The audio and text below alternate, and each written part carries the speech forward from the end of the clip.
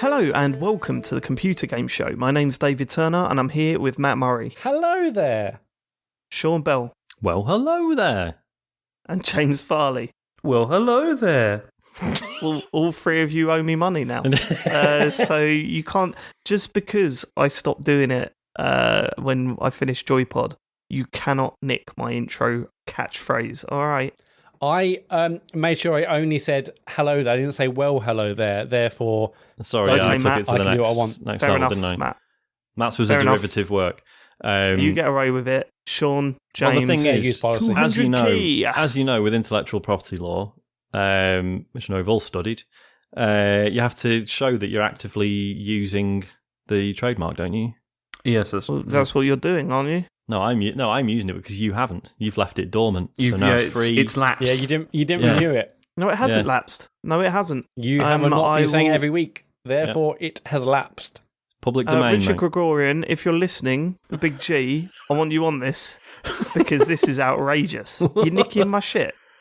Outrageous. No, I'm not nicking it. You placed it on the floor for anyone to come Yeah. along and just go, yeah, do you know what? I'll have that. Do you know who says that, Sean? Thieves. A fucking thief. We'd like to start the show by thanking our Patreon producers. They are Aaron Patrick, the QuickBooks chap, Simon Nelson, Tom S, Jack Oven, Moomin Biscuit, Dave Ernsberger, Colin Brown, Gazman, Palliser Shite, aka Gabby Pereira, Not Graham true. Mackay, Rocketman76, Rex Reese. Happy birthday, Sam, again for another month. Love from Neil, aka Bitch and Sink, Grey Dragon Claw, and Fred Fenge. They're the full Nels crew. They went full Nels. Look at that crew. They're all full Nels, that lot. Love them.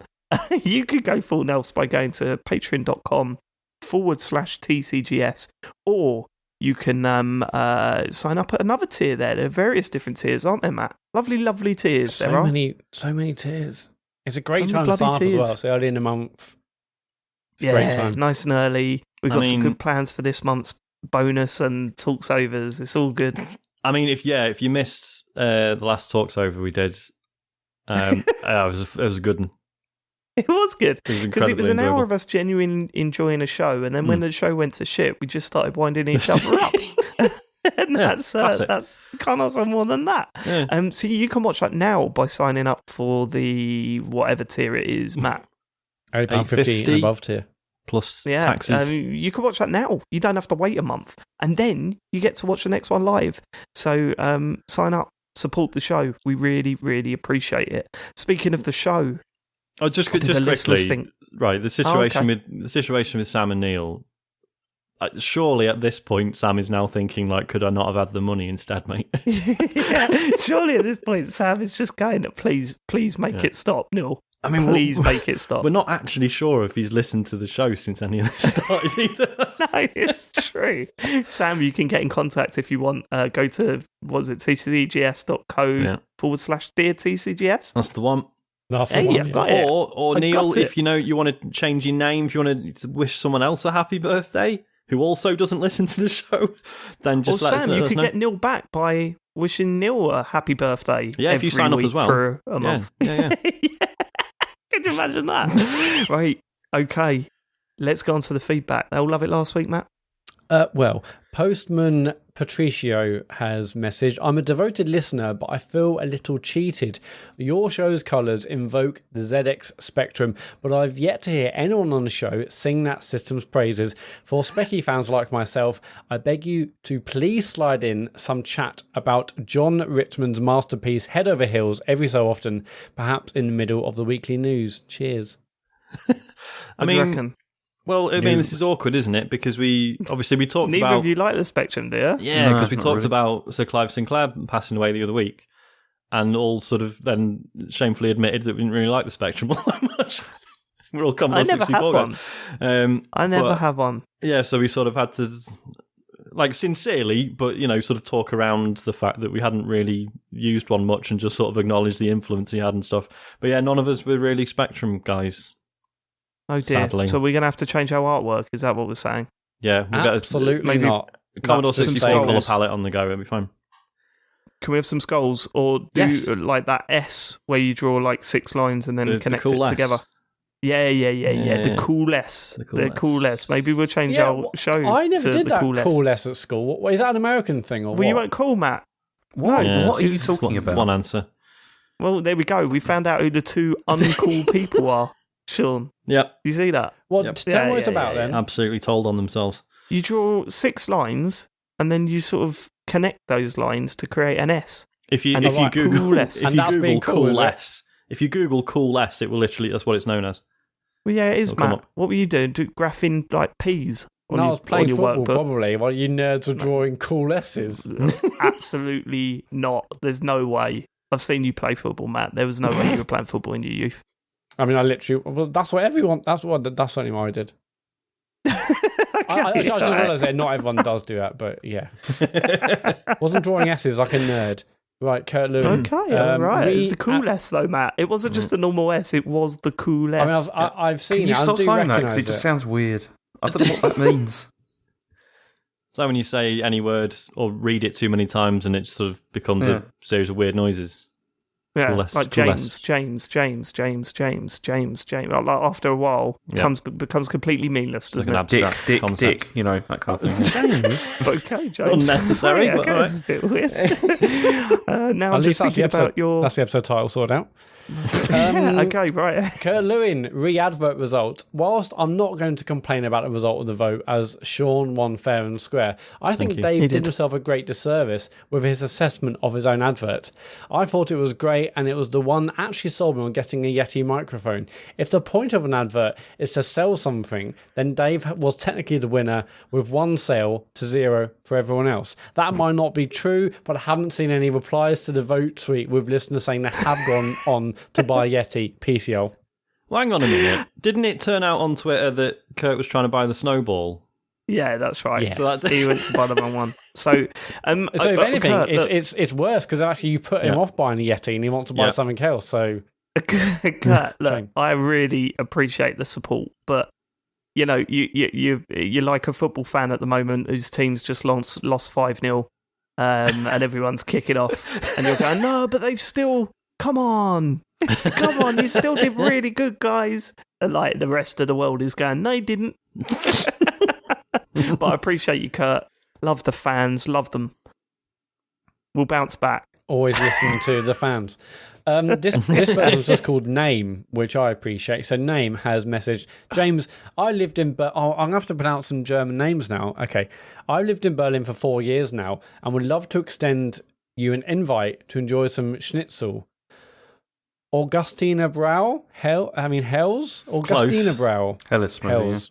And the 36-hour clubbing with me. I'm sure the Berghain dance floor would appreciate some breakdancing. How do you pronounce that word then, James? Berghain? Which one? I have no idea. Probably, yeah, Berghain sounds fine to me. Again, yeah. I'm sure the Berghain dance floor would appreciate some breakdancing. So, James, schnitzel? I mean, that sounds good to me. Schnitzel's 36-hour fine. clubbing? Schnitzel's all right, but I'm not doing clubbing. What, for 36 not? hours? I'd do schnitzel for 36 hours, but I'm not doing clubbing. Do you reckon you'll ever be in a nightclub again, James? I very much doubt it. Yes, Why would I When want was to the do that? last time you James, were in a come on. nightclub? I don't remember will. the last time I was in. It's probably with you, Dave, which is a very long time ago. Yeah, I we mean- used to go every night, didn't we? Oh yeah, all Loved the it. time. Yeah. I mean, Yeah. in James's defence, I mean, he's got 5 years on me, and my answer's the same. Fuck that. I've always hated nightclubs anyway, and now it's like there's literally no reason anyone can force me into one. Am I 5 years Speaking of older than you, James's, Sean? Yeah. Speaking of James's Sorry. age, right? 'Cause we were having a bit of a discussion today, James, and I'm just trying to work something out, right? Long-term listeners know that you might remember what the date is, but November the 7th. It's not only James's birthday, it's my birthday. And everyone finds that a bit weird, right? We share a birthday. Several years It's not apart. that it's weird, it's just that because of what you're like, every year I just think, hang on, is this a running joke and I've forgotten? Or is it just- Good point. But no, so I had a panic attack today where I just thought, oh my God, is James 40 this year? Is he 40 this year? So we all started chatting and thinking, it's his big one this year. We should do something. We should make a big deal out of it. You know, turning 40 is a big deal. And then we looked it up and you were 40 last year. Yes. Now, here's the thing, James. I'm trying to work out whether we just completely missed the fact that you turned 40, or we did acknowledge it, but then have since forgotten. So what is it? Or, hang on, there's an option C here. James What's an option C? I don't know the James option lied C. about his age and he didn't want us to know he was turning 40. Oh, come on. He would have done that anyway, but we would have looked into it. Yeah. So There's no point in doing that. I know you're just going to look it up. So what's the point? No, I think we did acknowledge it. There was lots of, ribbing about it and all that kind of thing, which was a bit annoying. And then we forgot about it, I guess. You're someone that doesn't... You're one of those people that doesn't like people knowing your age, right? I don't really care that much. I mean, I'm old now. I know that. So No, but when age comes up, you try and avoid saying what your age is. Like on the podcast, when we're talking about age or whatever, you're like, no, I'm older than that. Like, you won't just say, no, I'm this age. Yeah, because it is weird, isn't it? Because... Why? I don't know. Cause It's not weird, is it? I feel like... I don't know. Maybe just 'cause I feel old. And it's just like... Yeah, you sort of reach a point When I'm where it's just hearing... like, I don't really want to know anymore. When I'm hearing Matt talking about his skateboards and all that kind of stuff, it makes me feel really old, Well, James, just buy a skateboard. It doesn't want a skateboard, Matt. Sounds like it wants a what are you skateboard like to with me. what are you like with telling people your age? I mean, someone in the office the other day thought I was like 34. Right, that's not okay. Right, okay. Yeah, of course they did. Everyone thinks I'm It's not in the I spirit of the dress like conversation, Matt. I'm not supposed to talk about What how was young their we all name, feel. Matt? Oh, it was tissue computer wall. It was Siri. I mean, I often forget my age, so I think that says everything. Same. Okay, fine. So do I. But if someone comes up to you and asks your age, actually, like don't on really this think about podcast, it. if we were to say what's your age, would you you all right with? Yeah, people who cares? knowing that, I don't or really care. I don't know. I'm not so sure, Sean. I was less bothered when I was in my late 30s. I did the same thing where I kind of forgot which year it was, whether it was like 37, 38, that kind of thing. But after I hit 40, that's when you become a lot more aware of the fact that you are over 40. Really? Yeah, I think Did you have trouble turning 40? Not really, because it was happened weird because overnight, it was didn't it, James? because the other thing was it was during like the whole lockdown nonsense and all that kind of thing. So, which was kind of nice because then people are always like, "Oh, you should go out and do something," or like that. And I was like, "I don't really want to do that," and I had the perfect reason not to do that, which was kind of good. That's why we didn't go to a club. Yeah, but then that's no different to any other day. Like that's the same thing. It's not. It's true, but there's any more different to pressure, the isn't other there? day. But there's more pressure when it's your There's birthday. no pressure. Why do you feel that? Why do you because feel everyone pressure comes to have up a with that. birthday? You've got to do something. You've got to do when it's your birthday, you call the shots, man. Other people can't pressure you to doing things on your birthday. It's like a wedding. Like you don't call the shots at your own wedding either because you're doing it a lot of the time for other people. We've been through this, James. You are supposed to call the shots at your own wedding. No, but okay, I am genuinely sorry that didn't happen for you, but that is how it's supposed to go. Here's the other thing, James. Your view on birthdays and celebrating your birthday and that is in such a huge contrast to when you got really upset that people were wishing me happy birthday and not you. No, it's not that. It's just the whole sort of like... What is that? No, it's not. It's the way that they say happy. We have this every year, but it's true. It's the way they always go, "Oh, happy birthday, Dave," and then they're always like, "Oh, it's James' birthday." Oh, that's weird. And then that's it. That's the fact, yeah, like the notion that it's an interesting fact overtakes the novelty of it just being your birthday. Like, it's just weird. Oh, what a coincidence! And my thought process ends there. Is that's weird? Is this a wind up? Is usually the thing, It's just I don't know. I can't wait for our last show where we reveal that James's birthday is actually in March. I mean, I would send you a card, James, but I'll just have to go to your mum and dad's, and you'll get it in about 6 months. It's true. Yeah. So you were all right turning 40, Matt. Did you have any trouble turning an age? Was that something that played on your mind? I mean, when I hit 40, maybe it'll hit me then. But no, at the moment, I just whatever, So you turning 30 weren't a big thing because people were saying to me, "Oh, when you turn 30, it hits you," and I'm like, I've cruised through that. I was like, I'm all right. It didn't so much like 30 didn't so much hit me as just like, oh, things are just like randomly sort of not quite working as they used to anymore. Yeah. Well, like, careers, his sex life. Sorry, no, you know what I mean. Okay, let's just move on. Let's move on. All right, okay, go on. I mean, I always want to hear what you think, James. Because I'm just saying, it's like after 40, honestly, I felt quite a big difference. Actually, it's yeah. In what way?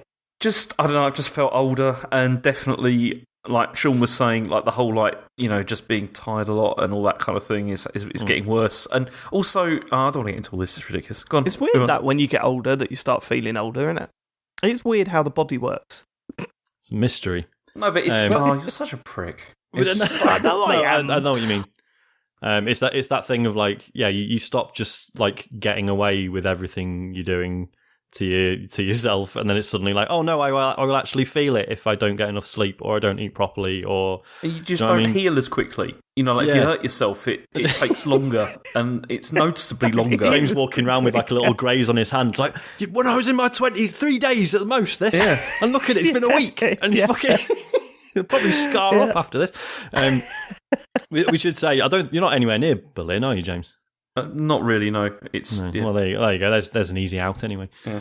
It's a couple of hours by train. You know, it's well, that's nothing, James. The people with the map of the world. Amazing nightlife in Berlin, James. We should go. Yeah, ruin bars and shit. I'm planning to go there after because Chen was like, "Do you want to go there for your birthday?" And I was like, "Yeah, that'd be great." But then I've got so don't go to any clubs. Yeah, exactly. Yeah, they've got things to do, so we'll do it later. Cool. So that for those of you that have got the globe in front of you with James's head on top of it, you can cross off Berlin. We've narrowed it down to somewhere in Germany. No, they're going to do the opposite. Berlin. So they're going to have like they're going to put a pin in Berlin with a bit of string on it with a 2.5 hour by train radius and draw a circle and then narrow it down from there. Yeah. All right, come on in. Let's get on to the news. James Farley. Okay, so Sega and Microsoft are exploring a cloud gaming alliance. What happened there? What was that? Okay. You don't know what happened there. Okay, just forget about it. I mean, yes, we do. Did you do an old man Trump? Oh my! Did you do a Trumpy?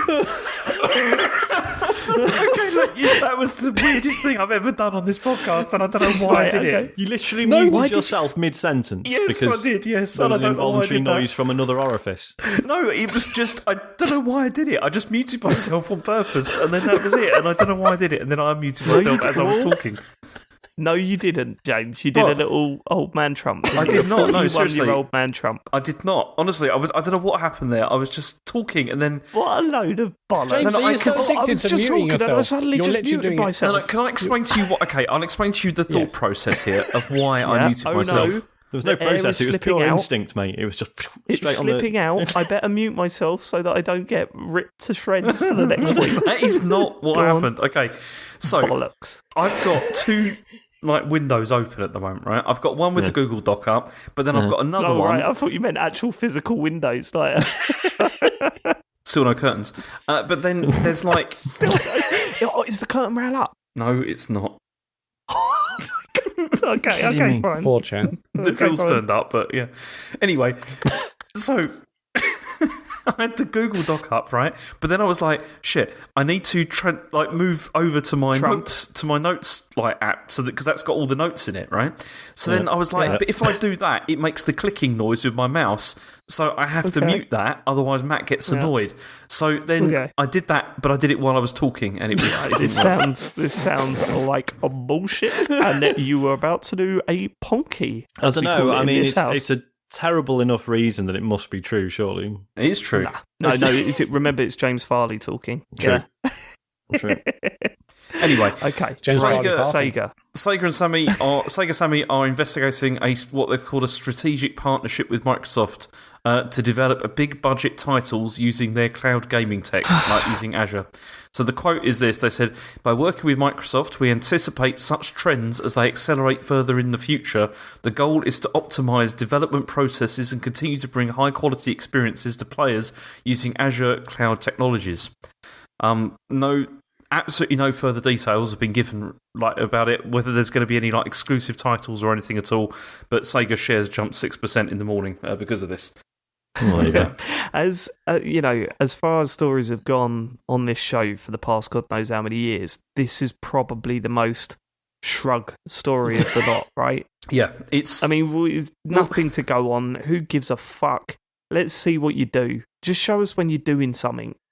It's so also, when it says, hang on. So when it says to develop big budget titles using the Xbox Maker's cloud gaming tech, does that mean games designed to run via the cloud gaming tech, or are the devs using it somehow? Like, is this a remote working thing? I assume it's is this the power of the cloud thing? Yeah, like Flight Simulator brings in all that cool weather stuff using the cloud. I think so it's not like so it's not game streaming at like a la xCloud or anything. This is the streaming of assets and information. When you think of Sega big budget titles, I mean, what you think? I don't think have they got any?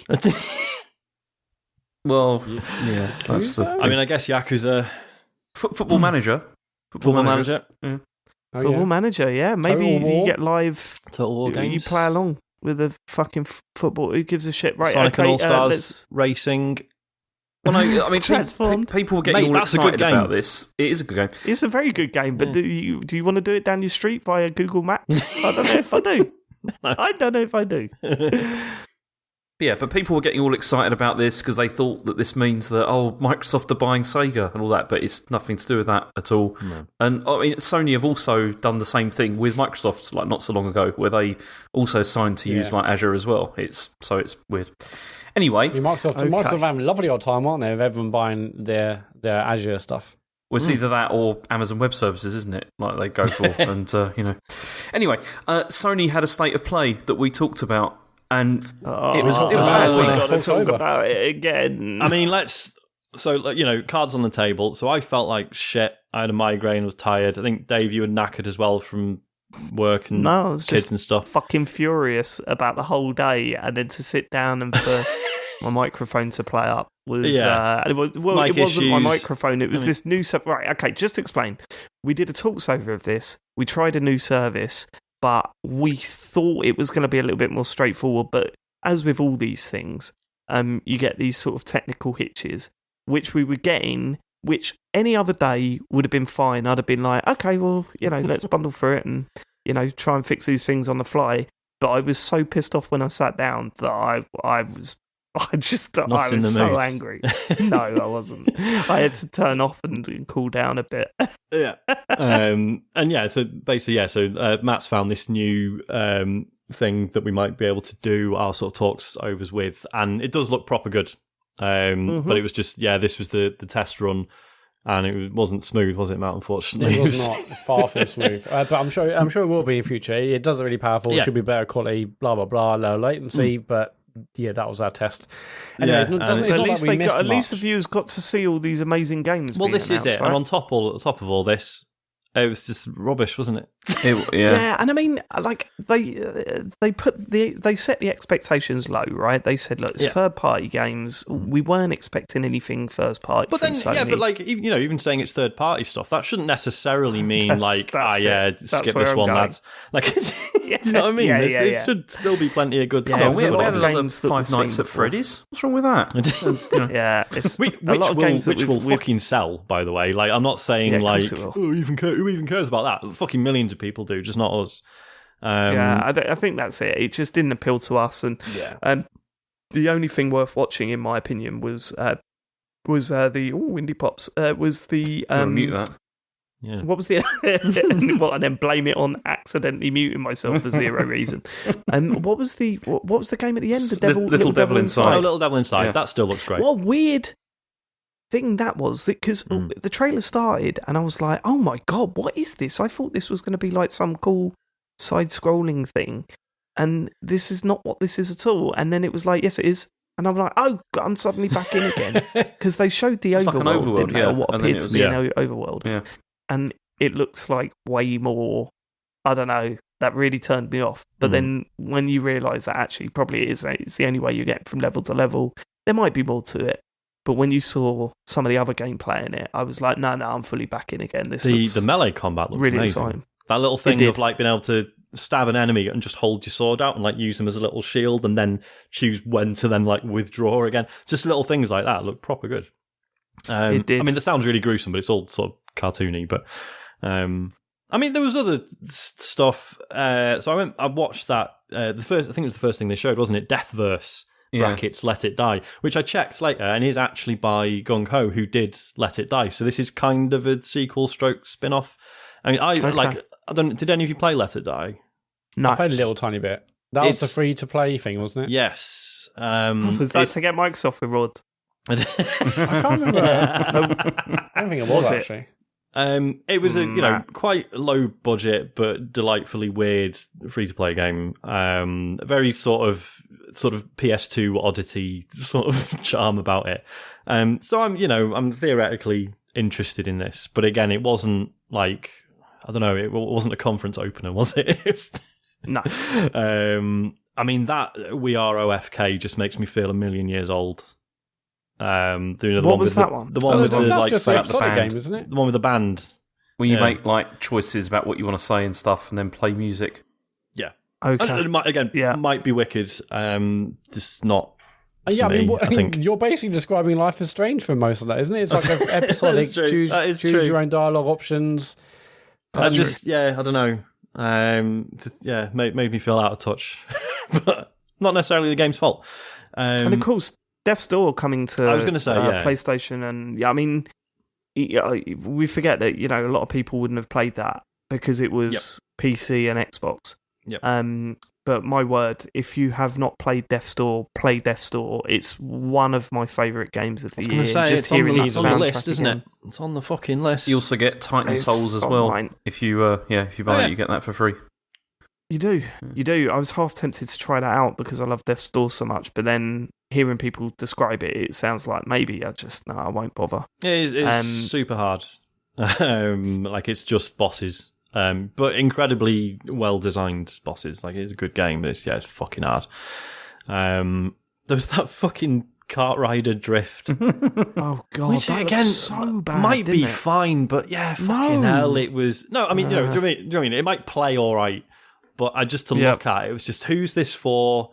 Like, if you're going to do a really garish and cutesy horrible kart riding game, but not even with like established characters. Because when I first saw it, I was like, "Oh, is this like a spiritual successor to? Do you remember Mod Nation Races?" Yeah. Well, it looked like which also was the characters looked like Mega Man, didn't they? Was the other thing? Yeah, everyone's Didn't like, "Oh, they is this do a Mega Man game?" Didn't they do a Sackboy kart racer? They did, yeah. Did they? Yeah. Shit. Because at least like Mod Nation Races, like again, no recognizable characters, but the whole point was you could fuck around with it, you make your own little guy and stuff. Whereas this wasn't even that. It was just, here's a cast of what was it? characters Did we know the characters? Who the characters were? They were just No, I don't think so. I thought it was just generic. Well, not generic, but whatever it is for that. They weren't anything special. No. Do you know the kart racer that I was surprised didn't take off? Do you remember when they did the F1 one? Oh no, I F1 never All Stars or something. did not know that. And that Stars looked really good. I never actually played it, but it looked really good, and it was all like cartoon versions of real F1 drivers. Oh, nice. Going around these crazy tracks. But I never actually played that. But that was the one I was surprised that I thought, oh, this is a great idea actually. But I don't think it took off at all. Or, there wasn't much buzz about it. Shame. There was also that First Class Trouble, which was that one which looks like kind of like Among Us. Right. yes, that's coming out on PlayStation PS Plus, Plus, isn't it? Yeah, it's PS Plus game. Yeah, it's second. Yeah. Well, actually I've just out now. accidentally paid for another 3 months of PS Plus, so I'll bloody give it a go. Yeah, we should try that. We could try that. It's a 6-player game. Yeah, that's exactly one of those games where you think, oh, that looks okay, and then because it's on PS Plus, a few people play it, and suddenly it absolutely blows up. So it looks interesting. Yep. Okay, should we move on? Because I don't think you want to talk about Star Ocean: The Divine Force, do you? No, you're right. Good. Let's move on. Okay. So Sony have also launched a PC label for ports. Because that's the other thing that they're doing now. Obviously, more of them. It's got a really good name. It's PlayStation PC LLC, and Okay. that's what it's called. And it's a specific label that's just for releasing stuff like Horizon, Days Gone, and Death Stranding and stuff like that on PC. Right. And there's more on the way. I mean, people seem really pleased about it. I mean, sure, this must be good, yeah, because then you don't really need to buy a PS5. I mean, because I am now wondering if the PS5 is going to go the way that the Xbox One did for me, in that I'll end up just playing most of the exclusives on PC where possible. Therefore, not entirely missing out, but not having to buy the console.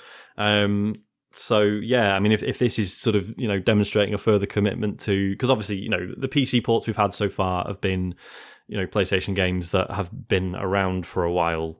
So if this is going to be a push towards actually things releasing on PlayStation and PC simultaneously, that would be very cool.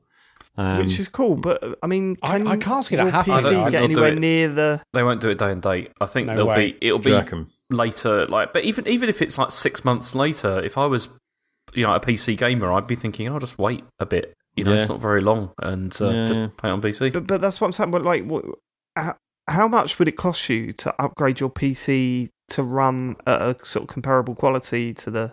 Well, this is it. I mean, looking at 4K. Something like Horizon Zero Dawn or God of War, then I'm absolutely comfortable with the PC I've got now. But like PS5 exclusive stuff, don't know. I mean, obviously it's my PC's shifting Deathloop without any problems with everything on pretty much maximum. But then that's not like to look at. That's not a holy wow next gen game, is it? Visually, No, and it doesn't. Yeah, I mean, when you look at games like, say, for example, Miles Morales or Ratchet and Clank, God, if there stuff was, like that. I mean, Miles Morales with all the ray tracing on, I'm sure my PC would fucking melt. So, don't know.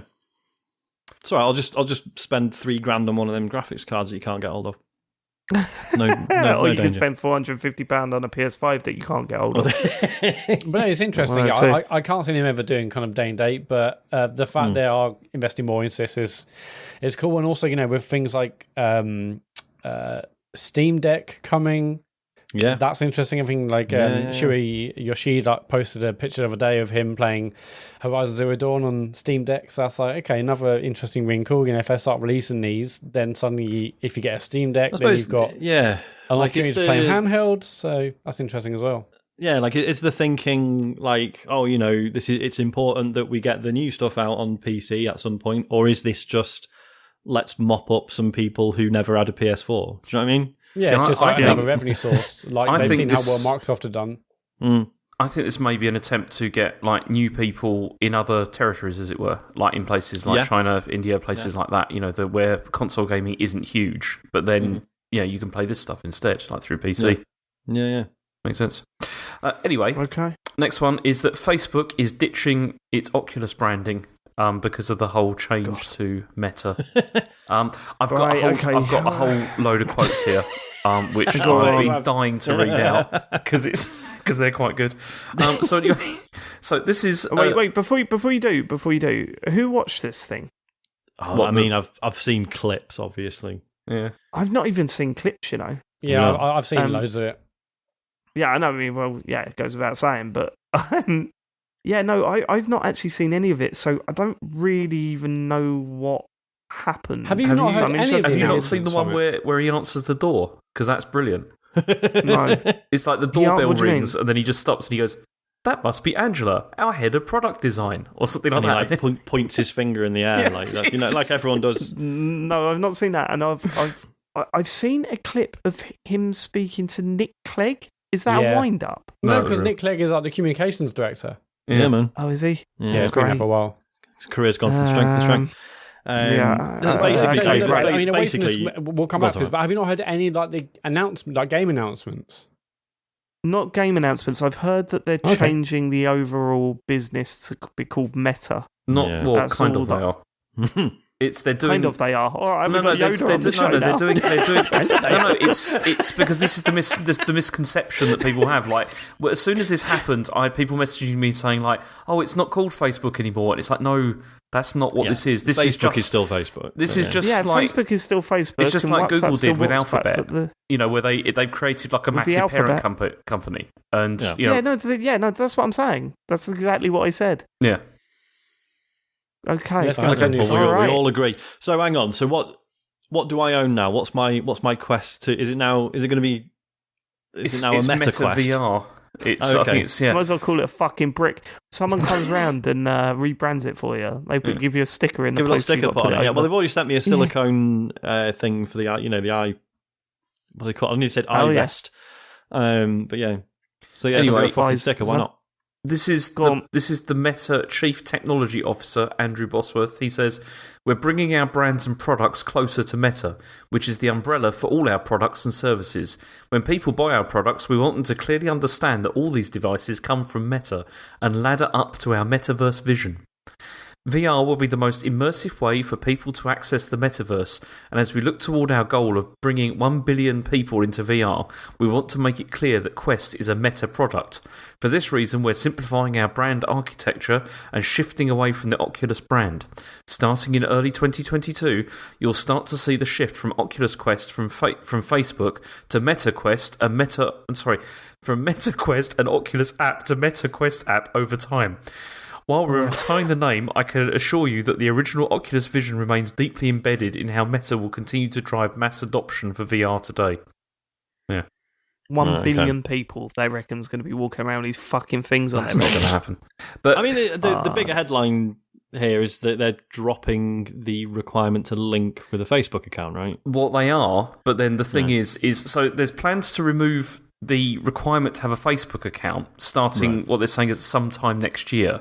But I'd imagine that you'll need a Meta VR account or something, and all of these things are supposed to be linked up together anyway, so I don't think it makes any difference, really. Right. Yeah, you're probably right. Yeah. Okay. It's just like, it's not a Facebook account, it's a Meta account, which is the thing. Oh, fucking hell. Does that mean I've got to see me uncle coming out with all this fucking dodgy shit while I'm playing PokerStars VR? Is that what's going to happen?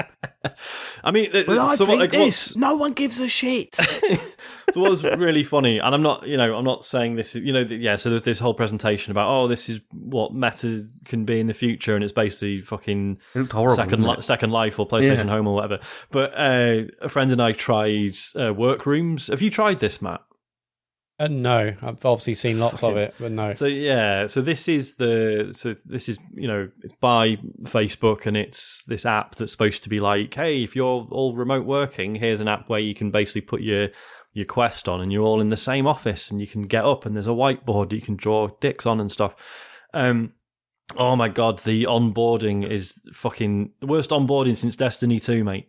It's absolutely horrific just trying to get everything working because it's trying to do such a specific thing. Because it, like, the way it works, right? The idea is that you will sit at your desk in real life with your actual computer on it, put your Quest on, and then so then you're looking at a virtual screen in front of you at a virtual desk, which is then streaming whatever's on your real life monitor, which is also right in front of you. But then if you look down at the desk, it's using the pass-through cameras on the Quest to just show you the keyboard, like the real-life keyboard in the virtual space. And none of it really works. What are the problems? What happens when you look down at your... I mean, for starters, you can't really... Like, the pass-through cameras on the Quest are, like, really impressive. And, situations where you just need to quickly check, like, where you are in a room or whatever... Like, it's absolutely fine for that. If anyone's watching you watch VR porn, Yes, exactly.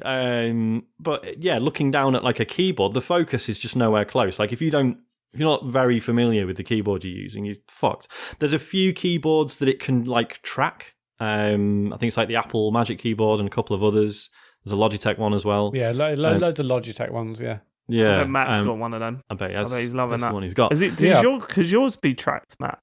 I haven't tried, but I mean, I've got a Logitech keyboard and mouse, so probably. Yeah. Okay. But crucially, like, I just can't. I don't know, because it reminds me a lot of Second Life in the sense that, like, it was clearly made with, like, really pure and interesting intentions. But it's like, surely anyone who tries to use this for work is just like, I can use the hand tracking to flip off my colleagues and stuff. Like, this is hilarious. Like, it's just so funny to just do stupid shit in it. But it's also like you look at it and you just think, why does anyone want to do this? The profession I work in, trying to ring up someone and go, okay, pop your headset on. What? Pop your headset on. Yeah. No. Because it's like, the only way it works is if you're all in it, like as a matter of course, like, when we're working, we put the headset on. But then who's going to wear it for 8 hours a day? Fucking, I know, but like, kill your brain. Look, I mean, to go against what we're saying here, to point out the obvious, you've got to go through that awkward period, that transition period of a lot of people thinking it's bollocks, and then to affect change, to actually introduce this to the wider. Yeah. The biggest problem with all this, though, the biggest problem with Facebook is content moderation. Like how you deal with all the stuff that's on there. This isn't solving any of that. and it's probably making it worse. I mean, I saw there's a historian that I was like I follow who was just like saying like they're saying like, you know, you can go back and experience like moments in history or whatever with this, and it's like the alt-right are going to have a great time with that. Like, just like You follow wildly different people to me. I literally just follow football players that are like, oh, sorry about it this week, we'll come back stronger next week. You're getting all like sort of deep philosophy. I can't even say the fucking word. Maybe I should start following some of these people. Fair enough.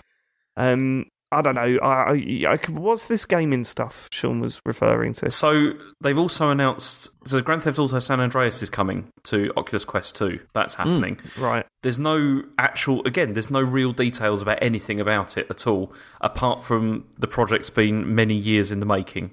And Facebook said that the quote was, "We can't wait to show you more," but they haven't yet. So there are other games coming, I believe. What else is there, Matt? Because I don't know. I didn't read that deeply in. Is there other stuff?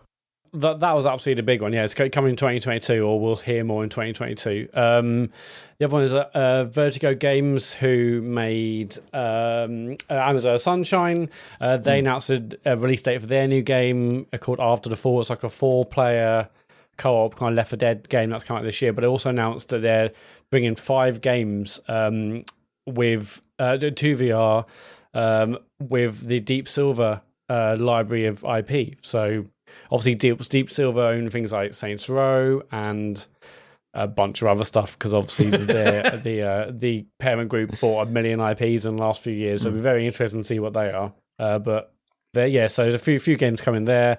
Blade and Sorcery 2 is coming to Quest. Quest 2 specifically. Cool. Beat Saber past 100 million. Suddenly Sean's in the metaverse. Fully locked in. Sign me up. But yeah, the big one. I mean, San Andreas is coming to VR, especially after how well, Resident Evil 4 has been developed for VR. Very interesting to see what that's like. Yeah. Weird that it's totally. that one. I mean, in terms of the Quest 2's capabilities, it's probably it's a PS2 game. Like, I suppose. I'm just thinking, sorry, because obviously it runs Resi 4 with. It's basically all the original assets, isn't it, Matt? I don't think they've up-resed anything. I mean, it still looks fine. Oh, Resi 4, you mean? Yeah, sorry, yeah. I'm not sure. I mean, I'm sure they have done work, but it feels very much like you're playing the old game. I mean, with San Andreas, I think it makes sense to have a GTA of that age in this, because I mean, Quest 2 isn't super powerful. I mean, it definitely couldn't. Yeah, I don't think it could run GTA 4. I think San Andreas is probably the cutoff, isn't it? Did I imagine it, or did they also announce like a much more powerful Oculus as well is coming? So this has been long rumoured for a while. The rumours that there will be like a Quest Pro, that there will also be kind of another Quest potentially for the Enterprise. But yeah, they finally announced something called Project Cambria, which is their next Quest headset. It's a high-end Quest headset. They didn't say much more. It's coming to launch in 2022. They had like some, some images of the device, but it's kind of all hidden in shadow, so you can't see much. They have said it's going to have like face tracking, eye tracking, really high-resolution color pass-through, so potentially fixing some of the things that Sean just mentioned there. And like different lenses called pancake lenses. Anyway, if from what we've seen, also what rumoured and so on and so forth, it feels like it's not a Quest 3, it's like an upgraded Quest, but who knows, we're going to see more next year. I suppose they're trying to, because obviously the Quest and the Quest 2 have done a lot of work in terms of getting people on board. Absolutely. But I suppose they feel that like the Quest platform is still missing out to, you sort of more hardcore PC VR people, and I guess this is more like an attempt to sort of address that. But I don't know. Actually, I mean, the Quest like landscape is basically where all the action's happening at the moment. Yeah, really. Our PC VR isn't really where people are focused. So it's interesting. I mean, obviously, Quest as a brand, people know. Oh yeah, that's like the VR headset to get. It's not mega cheap, but also it's not mega expensive either. So to have like potentially like a Quest something that's higher price, I don't know how it's going to go, but it'd be exciting to see something new anyway. Yeah. Here's a question. So we were talking about age earlier. When is this going to be our mobile phones when we're like grandparents or whatever? Or when kids are just we're sitting in around our with headsets on and we're like, 60s "Go and 70s, outside." yeah, are we going to be going, just take the headset off, be in the room. Yeah. Shut up. Have sex with a real person. Just fucking... I mean, I by don't then think it'll be AR glasses, so it'll be a little bit different. But, Yeah, I think I can see Yeah, it'd be AR even more glasses and stuff annoying. being more of a thing than Yeah, because with AR this. glasses, it'd be even more irritating because, with a VR headset on, you know when someone's not paying any attention to you. But with AR glasses, you'd be talking to someone and you'd be like, hang on a minute. Oi, get off your fucking emails. Why are your eyes going all over the place? Yeah. It's going to be that scene from Back to the Future, isn't it? Where they're all sitting around having dinner and they've all got their headsets on. Yep. I hope It's not. a basically. connection point that I made there. Okay, we You done? could just be at a funeral and just be like, stick Netflix on. Oh, that does sound good. Yeah, it'd be all You right. just play threes. While Yeah. you're. Oh, you know, when James, when you're at a now wedding, you're talking. when you're at a wedding and you're not really, you don't really care about the people Just who are getting barking married. out trash talk to Yeah, other players. get the Domino's app up, sort dinner out. Go into a Life is Strange talk over ordering pizza. Yeah, I know. I know it. Okay. God. Next story. Yeah. Shall I move on? Next Yes, story please. is that Amy Hennig is working on a new Marvel game, which is Cool. good. Yeah. Glad there's- she's working on something. yeah. Because There's it's been, not- sorry, she's been working on tons of stuff. It's just none of it's come out for a long time. I know. They just keep moving on for some reason. Yeah. So she's working yeah. with Skydance New Media, and Okay. there's not any massive details here apart from it's what they're calling like a AAA title with completely original story and take on the Marvel Universe. She said, I can't imagine a better partner than Marvel for our first game. The Marvel Universe epitomises all the action, mystery and thrills of the pulp action-adventure genre that I adore and lends itself perfectly to an interactive experience. It's an honour to be able to tell an original story with all the humanity, complexity and humour that makes Marvel characters so enduring and to enable our players to embody these heroes that they love. Yeah. Let's see if this one actually sees the light of day. I was going to Fingers say, crossed, and from her, I actually believe most of those words. Yeah. I It's think true. it will. We always say about cancelled games, like basically pretty much every cancelled game is usually cancelled for a good reason, and when you eventually see footage and whatever, you're like, yeah, fair dues. This wouldn't have worked. But I do think Amy Hennig's Star Wars game is the one that will forever fucking kill me that we never got it. Yeah, definitely. Because that was cancelled just because EA couldn't figure out how to cram microtransactions or loot crates into it Probably. somehow. Yeah. Well, you say And, that, but they released a Star Wars game that isn't. Yeah, later crammed on they with did. transactions. That They came- learned the lesson from Battlefront 2, didn't they? Yeah. And then it eased off. They certainly did. But yeah, she's a good Or did fucking they? writer, and I would love to see what she had in store for Star Wars, basically. But I mean, Yeah, her for sure. doing Marvel stuff is cool too. So. It's all right. We're going to soon find out what David Cage has got in store for Star Wars. So it's okay. Oh, don't. James is so pumped for that. I am. I can't wait. The worst part of that, James, is that that both of us are going to be there day one because we're Yeah. just going to have to find out for ourselves, no matter what Yeah. anyone says. 100%. If anyone says it, if everyone says 100%. it's shit, or if they say it's Because brilliant, we're Matt's just going the to be only like, one no, that plays it on the show. And it's on a Game of the Year I this really Sunday. enjoyed it. Yeah. See, I always get emotionally affected by baby droids running around protecting baby droids. Anyway, Matt, you alright? Toys R The Us. thing with this is it'll be interesting to see how this compares to the likes of Miles Morales and the other kind of the other big block. I would say big action adventure games that we've had, or at least the really good ones. So yeah, I'm really excited about this. Even though I'm not massive into Marvel, obviously she's great, and yeah, I'm really interested to see what it's going to be like. I mean, yeah, and like to be fair, the Avengers game that everyone enjoys kicking the shit out of, I think it's fine. Well, you like, know what? certainly what I played of the campaign, like the writing's good, man. It does a really good job of, because you start off playing as Kamala Khan, who at the initially is not a superhero, and it's like her meeting all the Avengers and stuff, and them just being like cool celebrities, and it's just really nicely done. She's just this like 13-year-old fangirl, like all that stuff's great, and apparently the writing's really good in that Guardians of the Galaxy game. That's what I was going to say. It's getting quite good feedback from a lot of people. Yeah. It's Yeah, enjoying it's it. getting good reviews, isn't it? And plus over 80% on Metacritic, John was telling me. Well, there you go. Anyway, There you go. And you can't argue with that. No, it's facts. So, it's facts now. Toys R Us are apparently coming back to the UK.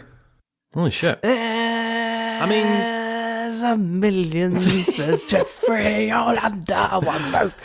Come on. I mean, I'm up for this. nostalgia aside, have surely Smiths have kind of filled Exactly, the gap Smiths at this have point. done it. They're like- exactly the yeah. same store. Yeah. And they seem to be run better. Yep. Jeffrey. And I'm just crucially, they're happy- everywhere and smaller. And like Toys R Us obviously famously had like those massive, That's genuinely true. out of town places where Smiths came in. Yeah. So actually, we can do it a quarter the size and done way better. So yeah, I mean, nostalgia. Like, oh yeah, Toys R Us. I remember those days, but I don't really think it's needed. It was But, always. mate, I don't more know if it giraffes. was. I'm never going Okay. to turn down more giraffes. I want to see as many of those That's true. motherfuckers as possible. That's true. Cartoon ones, real ones, whatever. Don't care. Get them out on a suit, walk around the shop. I mean, up for that. I don't know what your experiences were of Toys R Us, but for us, it was always. So there's one near our local IKEA. And as a child, I had no interest in IKEA.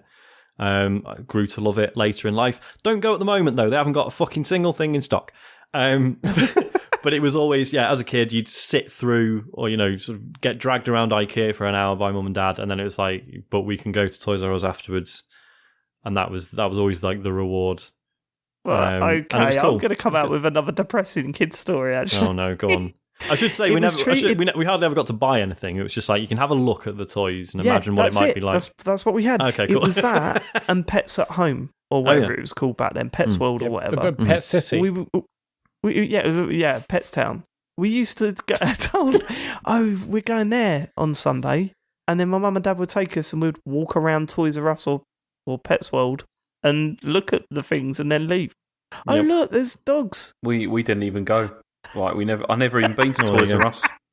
Yeah, but that's not Really? as bad, is it? I I don't know. don't know. Is Worse if it you're better to being not shown- know? Yeah, is it better to not know what Yeah, you're missing out 100% on, that's or is worse. it better? Because it was kind of obviously the hours we'd spend just sort of looking through the Argos catalogue. It was just the next step of that, wasn't it? Yeah, Because it was still not that. getting anything, but at least you can It was see like it. being at the end of Bullseye without winning. Do you know what I mean? It was like, ooh, look all these cool toys, kids. Can I have one? Nope.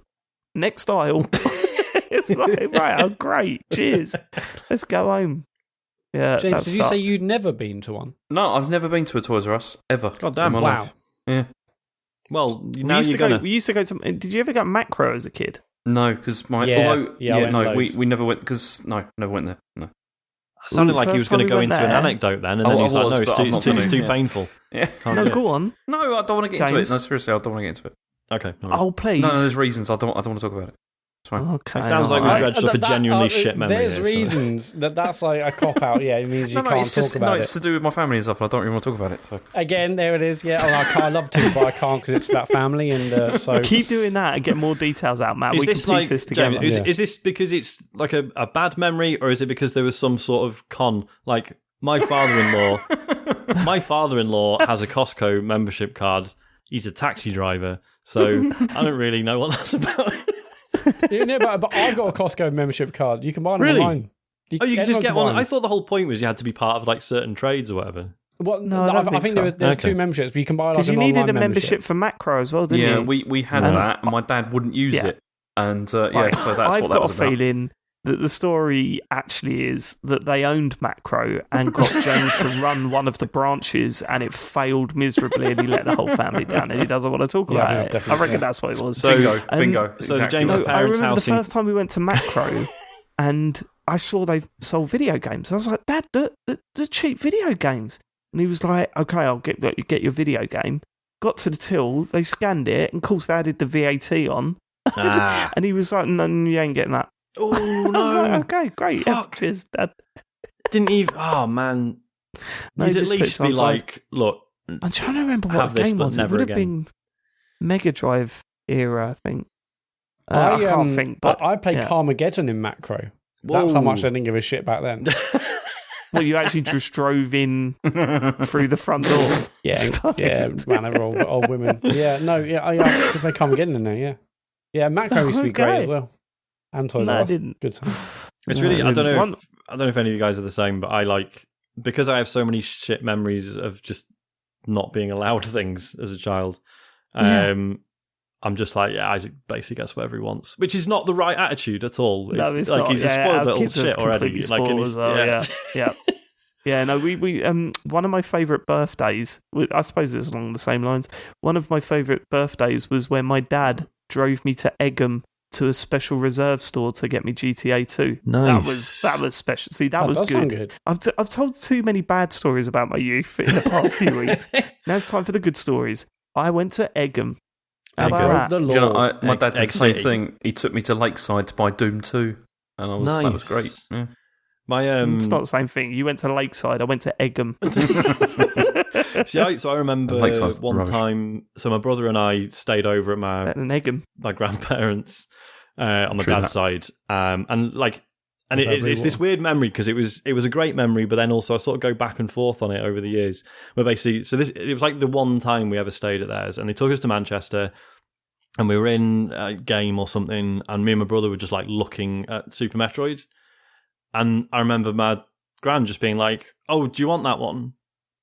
And us just being like, "What? What the fuck? It's not Christmas or birthday. What the fuck is this?" Yeah. And they just bought a Super Metroid like it just wasn't a thing.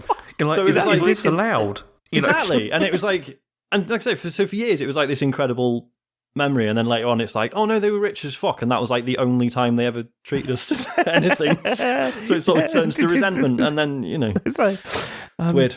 do you remember when we got you that when you were a little boy and we bought you that game? Yeah, I do. Well, can we have the money back now, please? Okay, Okay. let's go. Would you like the last story? Yeah.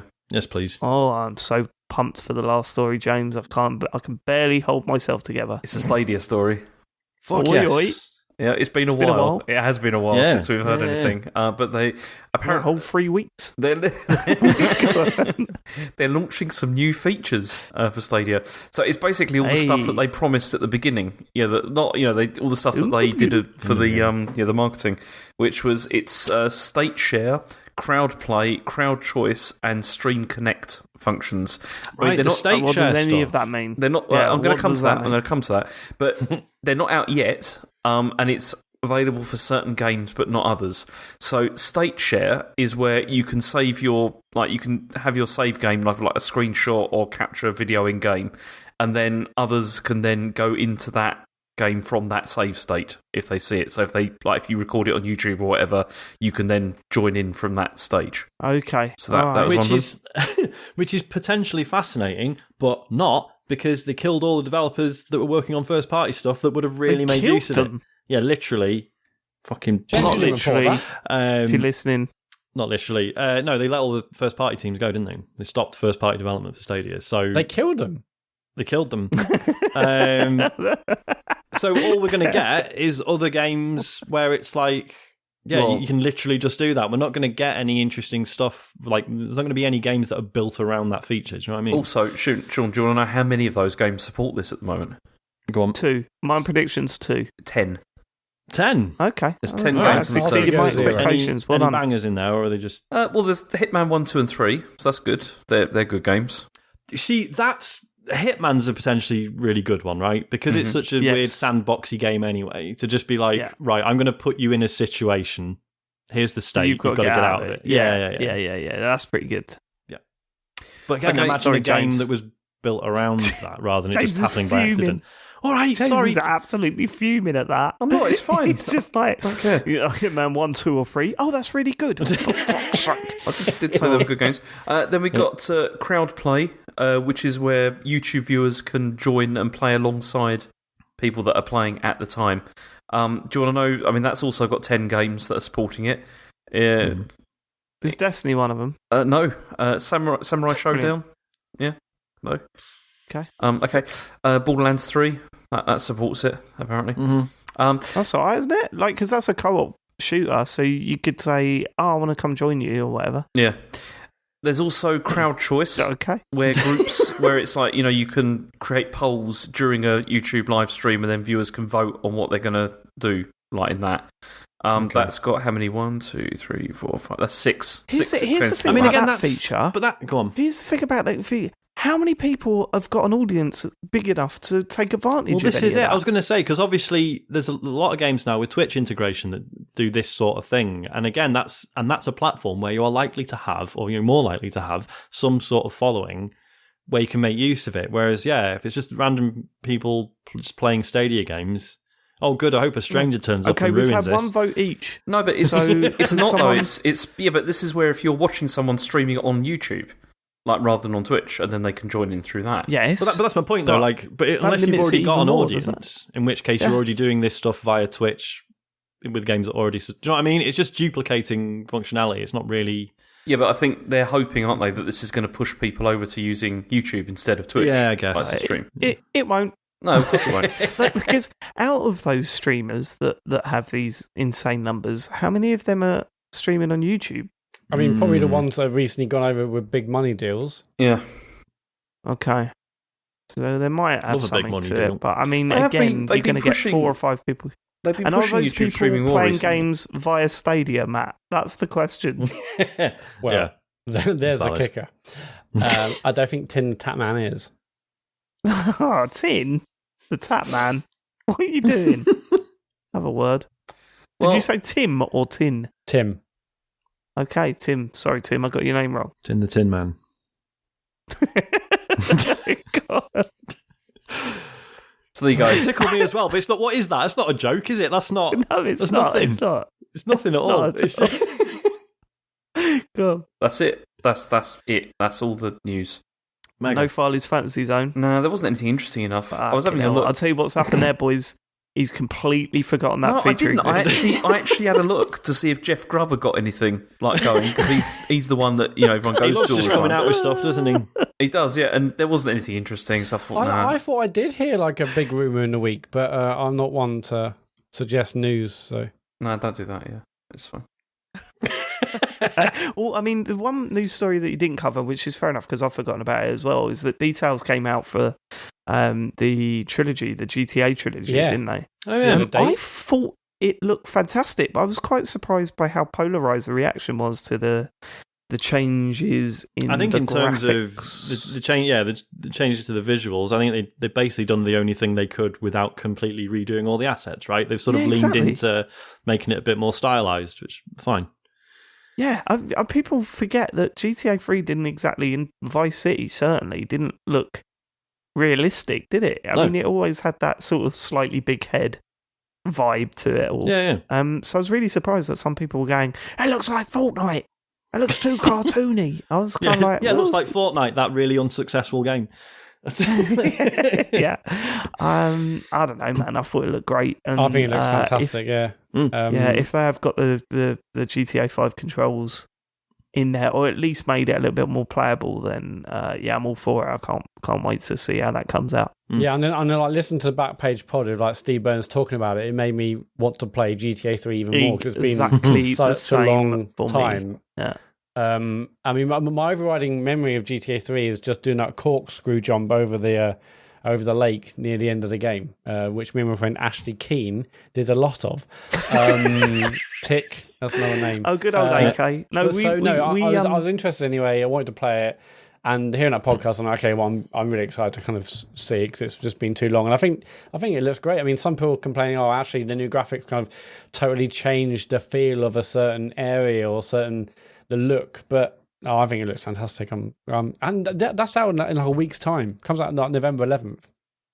So in the next week, we've got Forza Horizon 5. Yeah, and we've got that in just over a week's time. Call of Duty as well. At the end of the week. I just realised, I don't know if we've ever discussed this. I didn't really play any of these GTA games. Oh, really? Oh, really? Yeah, I wandered off after GTA 2 and then came back for GTA 4 for some reason. Oh my God! Really? You can't really remember why. You weren't interested, or you're busy, or don't know. It just too popular. Yeah, probably it's too busy going out and stuff. Everyone's saying no. The game was too popular. No, sorry, I just assumed you meant I was too popular because that is usually the case. Too many people said this is a good game, and you went, well, fuck that then. Okay, yeah, forget it. No, don't know. It was. Obviously, pre everything being on the internet, certain games could just not be part of your fucking sphere or whatever. I don't know. Just wasn't a thing. My overriding memory of GTA 3 was getting a PlayStation, a copy of GTA 3, sitting there and playing it for 3 hours, and then realising, or it suddenly hitting me that I didn't have a memory card. Sorry, I said PS3, did I? PS2. Oh, yeah, right, I didn't have a memory card for it. and it was like, oh my god! And we didn't get one because we had to save up for it. It was not something that we could just like say. Yeah, because they were like, Dad. they were like 30 quid, weren't they? I remember. Yeah, we had to Order save it off up Amazon for it, beer so- tomorrow. Yeah, Do we you were know- sitting there going, we heard, "Hi, I'm Misty" about 1 million times in those months where we couldn't save. GTA 3 was one of those games which it was like, because I bought the PS2 and I had I'd not even heard of like that, the game had come out, and the guy in the shop recommended it to me, and he was just like, "Oh, this is good. Everyone's playing this at the moment." And normally I wouldn't have paid any attention, but for some reason I did, and I bought it, and I was absolutely blown away by it. It was so good. Well, you said that unsolicited. Yeah. You just went, "This is good." Yeah, It's good. Well, I'm sure I that just believe him. Directly said what to that shop day. was that? Was that Game Station? it was Electronics Boutique, I think, at the time. Hey. Oh, yeah, Game Well, I was gonna Station say, didn't it's probably exist the back days then. where Pooh actually gave advice and it was interesting, and you Yeah, listened to they them, actually had they were your opinions friends. and- Yeah. Yeah. I Okay. went to university with a guy who apparently used to get stoned and load up San Andreas, What? get in Jesus. a plane, and he'd put Freebird on, and he'd fly around for a bit until the big solo kicked in, and then he'd just jump out with no parachute and then just fall to the ground. That What sounds was like his a great name? way to Brian spend your life, to be Cliche. fair. What is that? What the fuck? Then did he get the munchies, Sean? Listen, No, I believe they're called Scooby Snacks, Dave. Yeah, because Dave, I studied Sonic art. Can you imagine what most of their fucking anecdotes were like? Yeah. There's a lot of tie-dye t-shirts Just going on there. people just but- being like, "Oh, I was so fucked on drugs and pissed on my bed last night." Shit like that all the time. And as soon as someone mentions GTA, I'm like, "Yes, here we go." Give me that spliff. Right, okay, let's move on. Are we done with the news? We're done with the news, yeah, that's it. Well, what you've been playing, I'll get myself out of the way because I've barely played anything this week. A brief shout out, but still plugging away at Deathloop, still playing the hell that is FIFA, and I booted up Monkey Ball and played that for a bit this week, and also every morning I walk into the front room at 4:00 with Charlie because he refused to go to fucking bed again, and he demands that I put on Psychonauts 2. I think I've Yes, done mate. pretty much everything in that game. Yes, mate. No, mate. Because getting around in that game is a pain in the arse when Do you you're know- inside the brains. I just started playing that again. I thought I'd go back to it, and then... Oh, you didn't complete it, did you? No, I didn't. Oh, I yeah. got up to the bit with the, what's it called, the cooking, which I just did this evening. Oh yeah. And I was that wasn't actually... a great... That bit's such a shame because it's so close to being incredible, but the penalty for failure is somewhat steep. I was at the it's point sort where of- I was just like, I don't know if I want to continue playing this game. No, It's- plough through that because the rest of the game's great. Okay. Yeah, man. Yeah, But no, plough I was through that pissing bit. myself, Dave, because so not to skip ahead, but Isaac keeps getting up at 4 a.m. and making me play Hot Wheels Unleashed, which I'm happy to do. But yeah, I was just laughing because I saw you on my friends list playing Psychonauts, and I was like, that was not David's choice. At 4 in the morning, that's not. That's not the go-to game I want to play. Psychonauts 2, I started it and I barely played anything really because something else wanted to come out. But is it worth me going back? Really? God, yeah. I 100%. honestly Yeah, you should adored it. definitely play it. Yeah. I mean, by I mean, all even means, just for the use- visuals, man, it's yeah, crazy like, in places. Visuals and the story and stuff. Like, use any of the accessibility settings if you want. Like, it's certainly an enjoyable game, but the difficulty is never the fun bit of it. So you can pretty much Did you turn do that any of the off. challenge areas?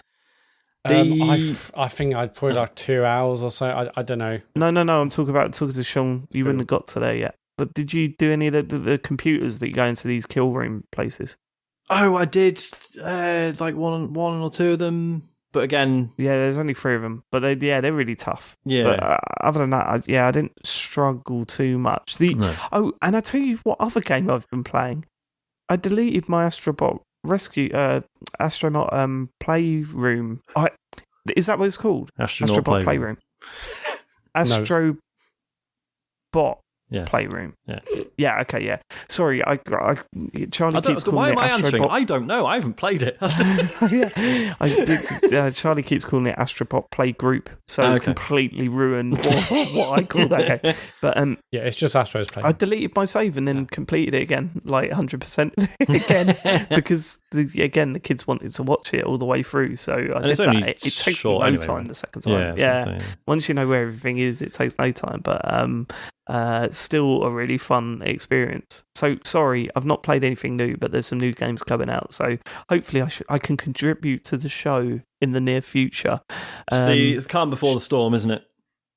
It is. The big It is very Crimbo much the rush. calm Just before the storm. on Deathloop, so you are thinking you'll just keep going until you finish it? Yeah, it's going to be one of those games that I probably play like once a week, blast through a few missions or whatever, and then keep going. Okay. So the last thing I did was the fireworks sabotage, and that quest line is done now. I think I've only got one more visionary quest line to do, and then I'm assuming that there's a few missions to set up what happens in the final. So I'm probably 2/3 through, maybe. What about Does that like sound about weapons? Are you doing any weapon vision? The weapon ones? I've not done any of the weapon leads. Are any of those essential? Well, I think essential maybe not, but obviously you will get like amazing weapons that it's really useful and easy to kill the visionaries. So Yeah, some of those are well very worth good. doing. Yeah, so I've got a couple of the visionary weapons, but they're not the same thing. No, I think they are. I mean, if you look in your if you look in the weapon menu, it'll say how far you are along these things. Okay, all right, I'll have a look at that then. I've kind of been ignoring that. Yeah, there's also there's like side quests and stuff for other weapons you can get as well, like better stuff. But the stuff that you get from the visionaries, I think, is good enough. Like, it really is. Yeah. Yeah, the you know that big shotgun with the massive. It feels like a shotgun when you use it, but it's got the massive disc on top. Yeah. Like, it's got a huge magazine in it. That's the one I've been using the most. It's so good, that weapon. Yeah, it's class. My favourite is still, like the hand cannon that you get. I've forgotten what its name is. The one with like blammo written on it, scrawled on the side. Yeah, that's a great one. It feels so good to fire that gun. Great. It does, but there's a delay after you fire, isn't it? Yes. It's like a half a second delay. You pull the trigger and it takes a little while to kick in. Yeah. So that's why I stopped using that for a bit and went to this bloody massive shotgun thing. It's great. Okay, yeah, so still plugging away at that. But should we get to Sean? You Hello. usually go towards the end. Let's push you up, Sean. All right. I'll end with Inscryption because I think, Matt, you've still been playing that, haven't you? So I have. I haven't got much to say, but yeah, I've been playing it. Okay, I'll do the others first, and then we'll So Hot Wheels Unleashed finished it, done the entire campaign now. I fucking adore it. Like, obviously, it's weird talking about it because, like, as much as I love it, there's a new Forza Horizon coming out soon. Like, if it wasn't for that, it's hands down, like, best driving game of the year. Like, absolutely no question. Like, the further you get into the campaign, just the more interesting and weird the tracks get. They obviously, get a bit more difficult with it as well. But just, yeah, it's so much fun. That picture of the car that's in it that you sent me in the week is just such a fucking wicked nod that you'd never expect to see in a game like that. Well, that was a custom skin. Oh, was it? Oh, yeah. Still really funny. Do you want to explain? Basically, I was just because I was having issues with it. Turned out I just needed to fully restart my Xbox for some reason, but none of the online stuff was working. But we carried on playing it, me playing it, Isaac watching and demanding which car I use and stuff. So we'd unlocked loads of vehicles, but it wasn't letting me look at any of the like custom skins that people had made for them. So eventually, when I figured out how to fix it, restarted the Xbox, and then suddenly, so we had like 15 different cars suddenly that we could get custom skins for. And so when you complete the campaign, you get this. It's called the Rambling Wrecker. It's like a pickup truck. And someone has done a custom skin for it with Jones' big ass truck rental and storage. Which, look it up if you haven't watched it. But it made me laugh because that's the best one of all of them. It's so funny. The way he reads a web address at the end of it is just one of the funniest things. Yeah, JONES. Big S. And it made me laugh because it was Dave that showed me the video in the first place. So I just sent him the screenshot. Big old. I fucking love it. We're just like collecting all the cars, doing like I'm just going through once you finish the campaign, there's still like a few other bits to do, like unlocking all the secrets. I still don't know how many cars are actually in the game, but I think we must be closing in because we're getting a lot of because you get the boxes where you just get like a random car, right? And it's usually one we've already got. But if you get a car that you already have, you can like sell it, and then it gives you more coins to just buy another box. Or there's like every sort of 5 hours, there's like a list of like specific ones you can buy, and then that sort of rotates every so often. So yeah, it's just so much fucking fun. The sensation of speed is incredible, and and as I say, there is partly that novelty of like unlocking a car that like Isaac knows he has in real life, and he goes fucking nuts, and he like runs to his drawer and like gets it out, and I've started like because there are some cars that are in the game that obviously Hot Wheels running for as long as it has.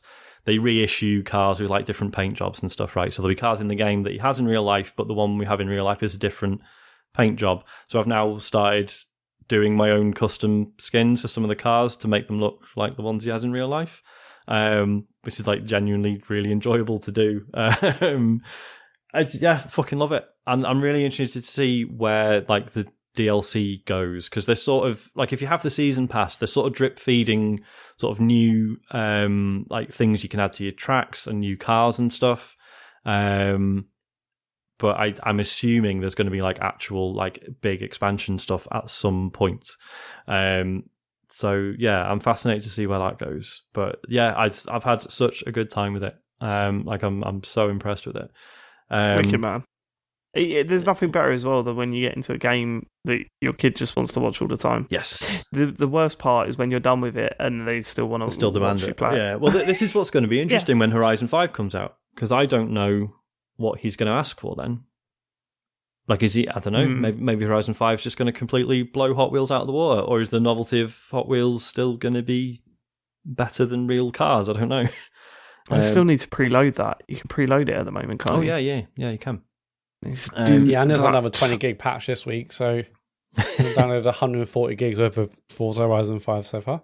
Jesus. God, James would have freaked out if he was still in Canterbury. It's true. Yeah. It's true. What else? A couple of quest bits. These are both short ones. But yeah, so I played a bit of I Expect You to Die 2, which I bought because I never played the original. But this had recently come out, and I got one of those random like notifications like, "Hey, it's 30% off your next game." And yes, this has just come out and it's full price, so it seemed like a good way to use the 30% off. I mean, I need to spend more time with that, because I know the first one was really well received. Did any of you play it? I played a bit of the first one on PSVR, yeah. Yeah. I mean, as the name implies, yeah, it's sort of, you're like an agent, and it's like a fully seated VR experience, which I am starting to appreciate. I used to think like, oh, what's the point? Surely the whole cool thing is that you can look around and, sort of, especially with the Quest, like, you're free of wires. But actually doing some seated stuff is really nice. So, yeah, never played the original, but I thought I'd try this out because it seemed like my sort of thing. I didn't realise there's no checkpoints during a mission. So you do the tutorial and it's fine, and then there's like this cool little, you're sort of... like the place that you go to between missions, you're in this, basically the back of this van, and you've got all your fucking spy kit around and stuff, and you sort of put tapes in a machine, and then that sort of plays each mission. And the first one is you're like a theatre technician, right? And there's this show going on, and it's being run by the baddies, and basically they're going to poison the entire audience, and your job is to like do like some of the sort of stage sort of tech management stuff, whilst also making sure that not everyone gets poisoned. I'll say the baddies are bang out of order, aren't they? They are. They're rude. Why do I always have fucking all rude? that? I know. And it's and you're like, oh man, this is great. You're like opening drawers and like there's all bits of kit everywhere, and you're figuring out what does what, and again, sort of puzzle / escape roomy vibes. But yeah, there's like timed elements of it, and you can get them wrong, or you can get shot, or fail to do something, and then you're back to the start again. And after failing a couple of times, then just having to redo bits that you've already, by this point you've learned, and then it's not that like you're like doing all stuff with like the rigging and the lights and stuff, and like activating like effects when people, certain bits of dialogue happen and stuff. Which the first time you do it, you're like, oh man, this is cool. I'm like, working this out on the fly. This is really interesting. But then once you've learned it all and you're just kind of doing it just to get back to the bit where you failed, really tedious, I thought. So I'm going to go back, but it was just... GTA 3. Hi, I'm Misty. Oh, for fuck's sake! You describing that game? Did anyone else think, why isn't there a VR Quantum Leap game?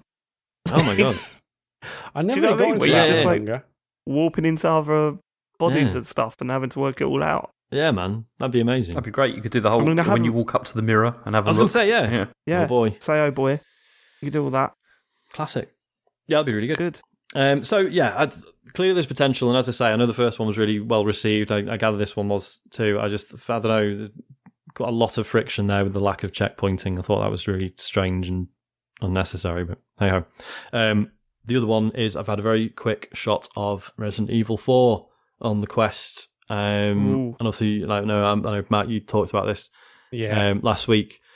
I mean, I am a coward, right? I'm bad with scary games. Generally, avoid them. Yeah, you're a baby boy. Yeah.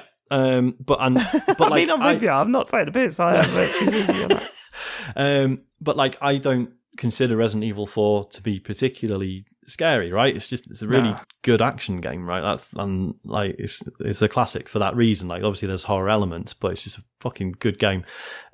This is terrifying. It's all the little bits, combat aside, obviously that's way more tense, people actually coming at you. Matt, the reloading, I know it sort of becomes natural after a while, but initially you're just like, fucking hell.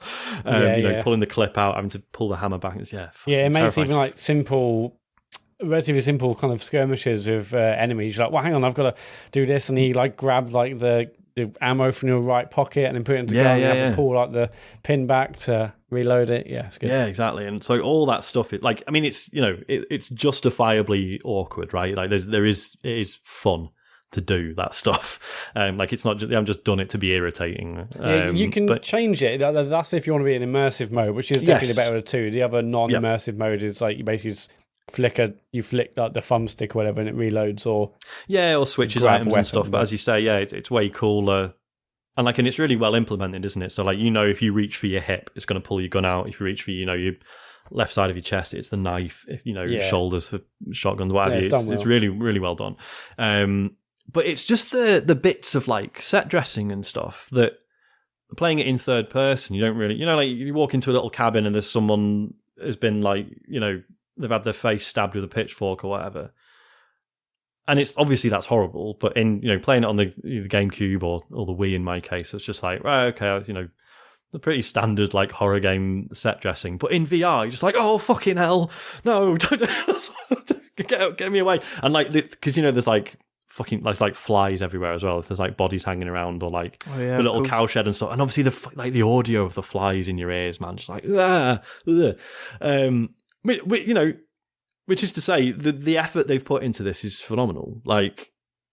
The things they could have got away with not doing, or just sort of half-arsing it. This is a really comprehensive port of the game, and it's incredibly well done, and it's sold incredibly well. It's been number one on the Oculus charts since then, and they deserve every success, I think. Yeah, because they could, as Sean, as you were just saying, they could easily just bang it in VR and make some changes, but they really have thought about how it works, and it works really well. Yeah, it's a Quest 2 only game though, isn't it? It is, yeah. But some people have found ways to get it on Quest 1 using side quest. But it's meant to be a Quest 2 only game, and you can tell. And this isn't the only Quest 2 only game. There are others coming. Even that one, Sword and Sorcery, or whatever it was, Blade and Sorcery 2. Blade and Sorcery, yeah. That's Quest 2 only. So these kind of Quest 2 titles are happening because of the limitations you have to kind of adhere to if you want to support Quest 1. Yeah, you can tell they held off for a while. This game needs that. Yeah, I think they did well to sort of hold off on, because it's not like if a next generation console comes out, all people want are exclusives. Whereas when the Quest 2 came out, it was kind of just, a sort of further realization of what the Quest 1 did. I think if they'd come straight out of the gate with Quest 2 exclusives at that point, it would have upset a lot of people. Whereas I think they did the right thing by holding off. But yeah, ultimately we're now reaching the point where, yeah, like there's stuff that just isn't going to run on the original Quest. But yeah, I mean, I'm so impressed with this. As I say, pretty terrifying. I might have to try and stream some of it because it'll be funny. Oh, absolutely. But I'll see how I can get it working because it is a bit of a faff doing VR stuff. But we'll see.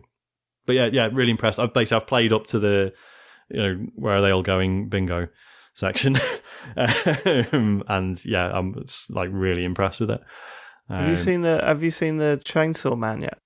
No, thank fuck. That's basically there's that and the Regenerators. I'm not looking forward to. Yeah. When their heads burst, fuck that. Yeah, not keen.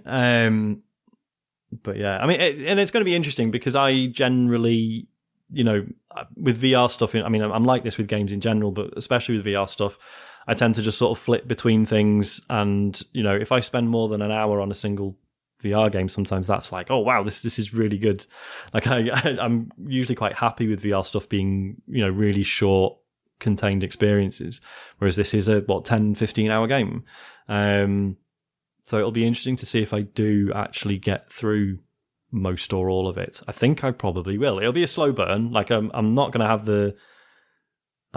just to allow my brain to recover. I'm not going to be like playing this every night for for long periods. But yeah, just as I say, just really impressed with how much they've thought it through and adapted it. It's really comprehensive. Cool. Inscryption. Played quite a bit of this. This is the card game that Matt spoke about last week. Yes. Right. So I think I've reached the third boss, but I haven't defeated them yet. Have you got any further, Matt? Or are you still... the third boss in like the cabin? Yeah.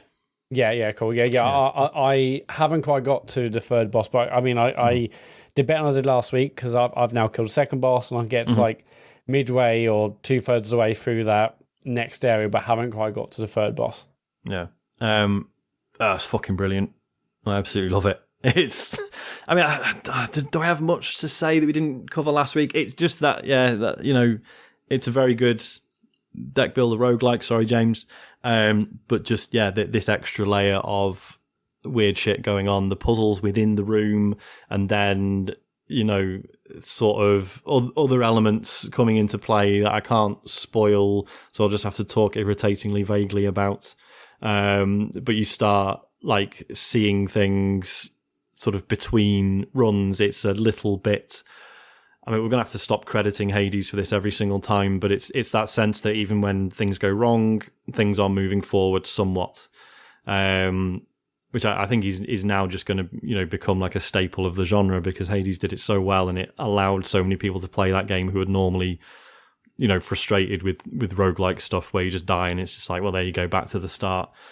The sense that there is still some progression there is really well done. I mean, there's not much else to say without spoiling it, is there, Matt? There's so much going on, but it's all about the surprises and it's all about you thinking you know what the deal is, and then suddenly something happens, or or what have you, that just completely throws you, and it just does that in tiny ways, like over and over and over again.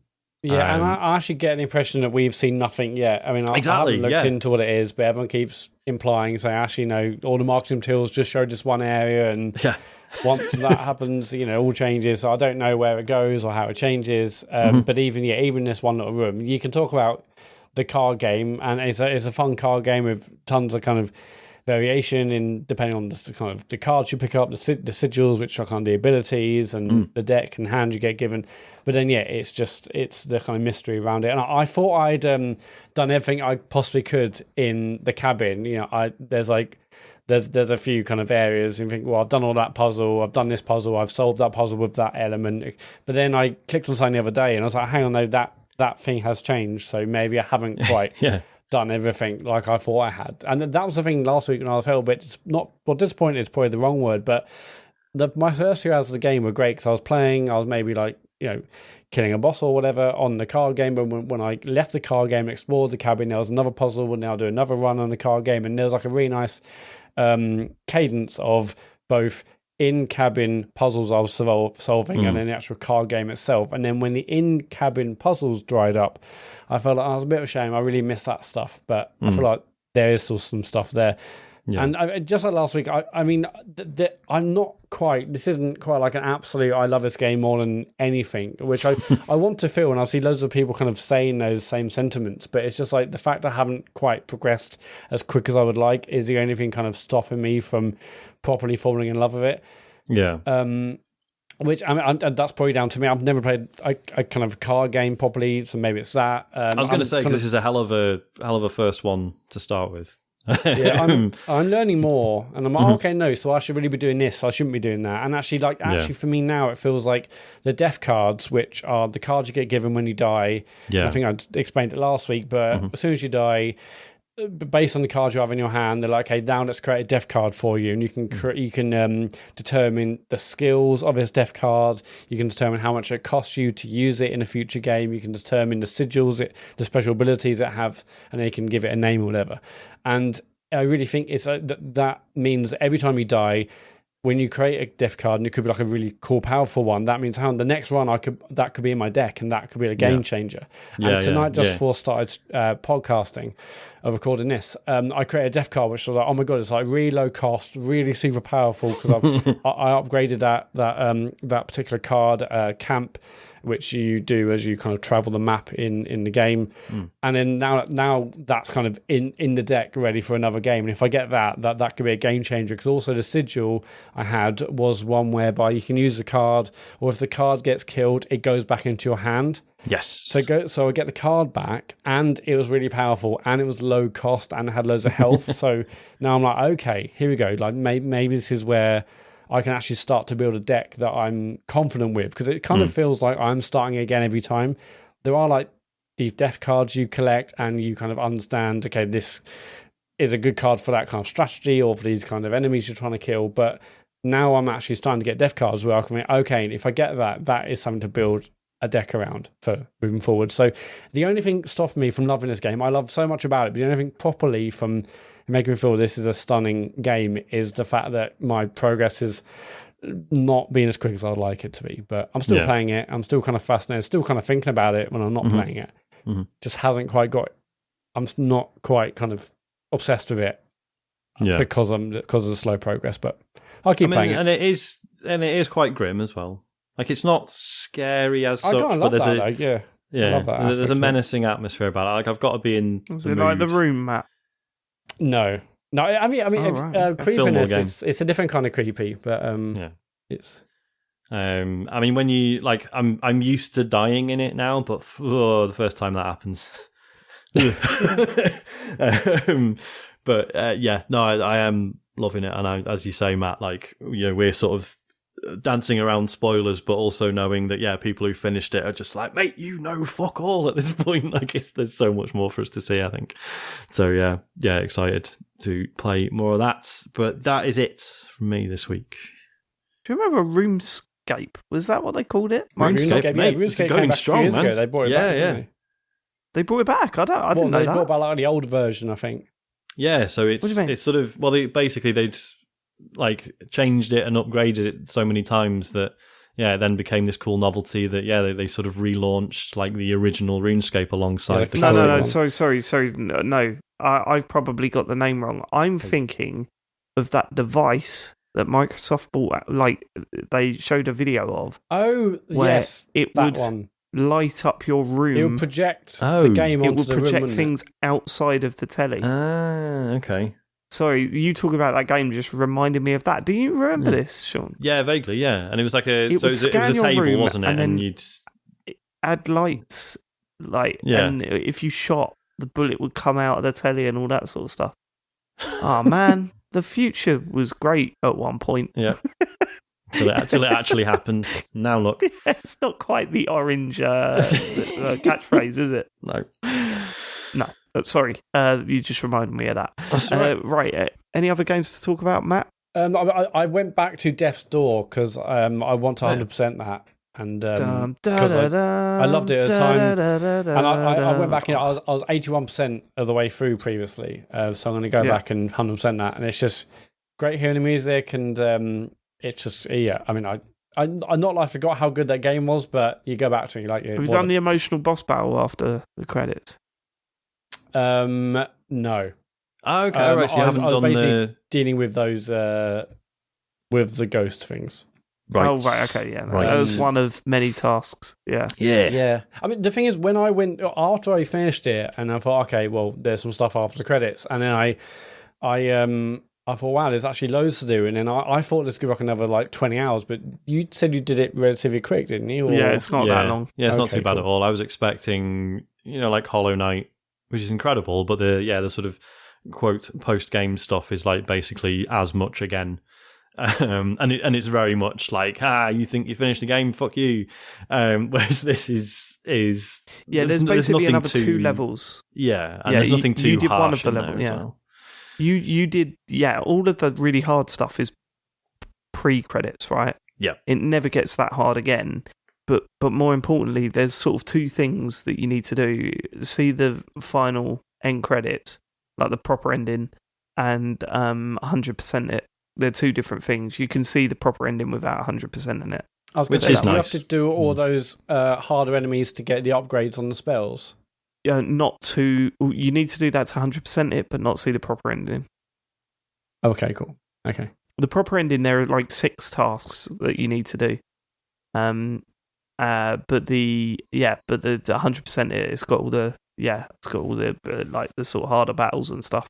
Yeah. If you want to upgrade everything as well. Nice.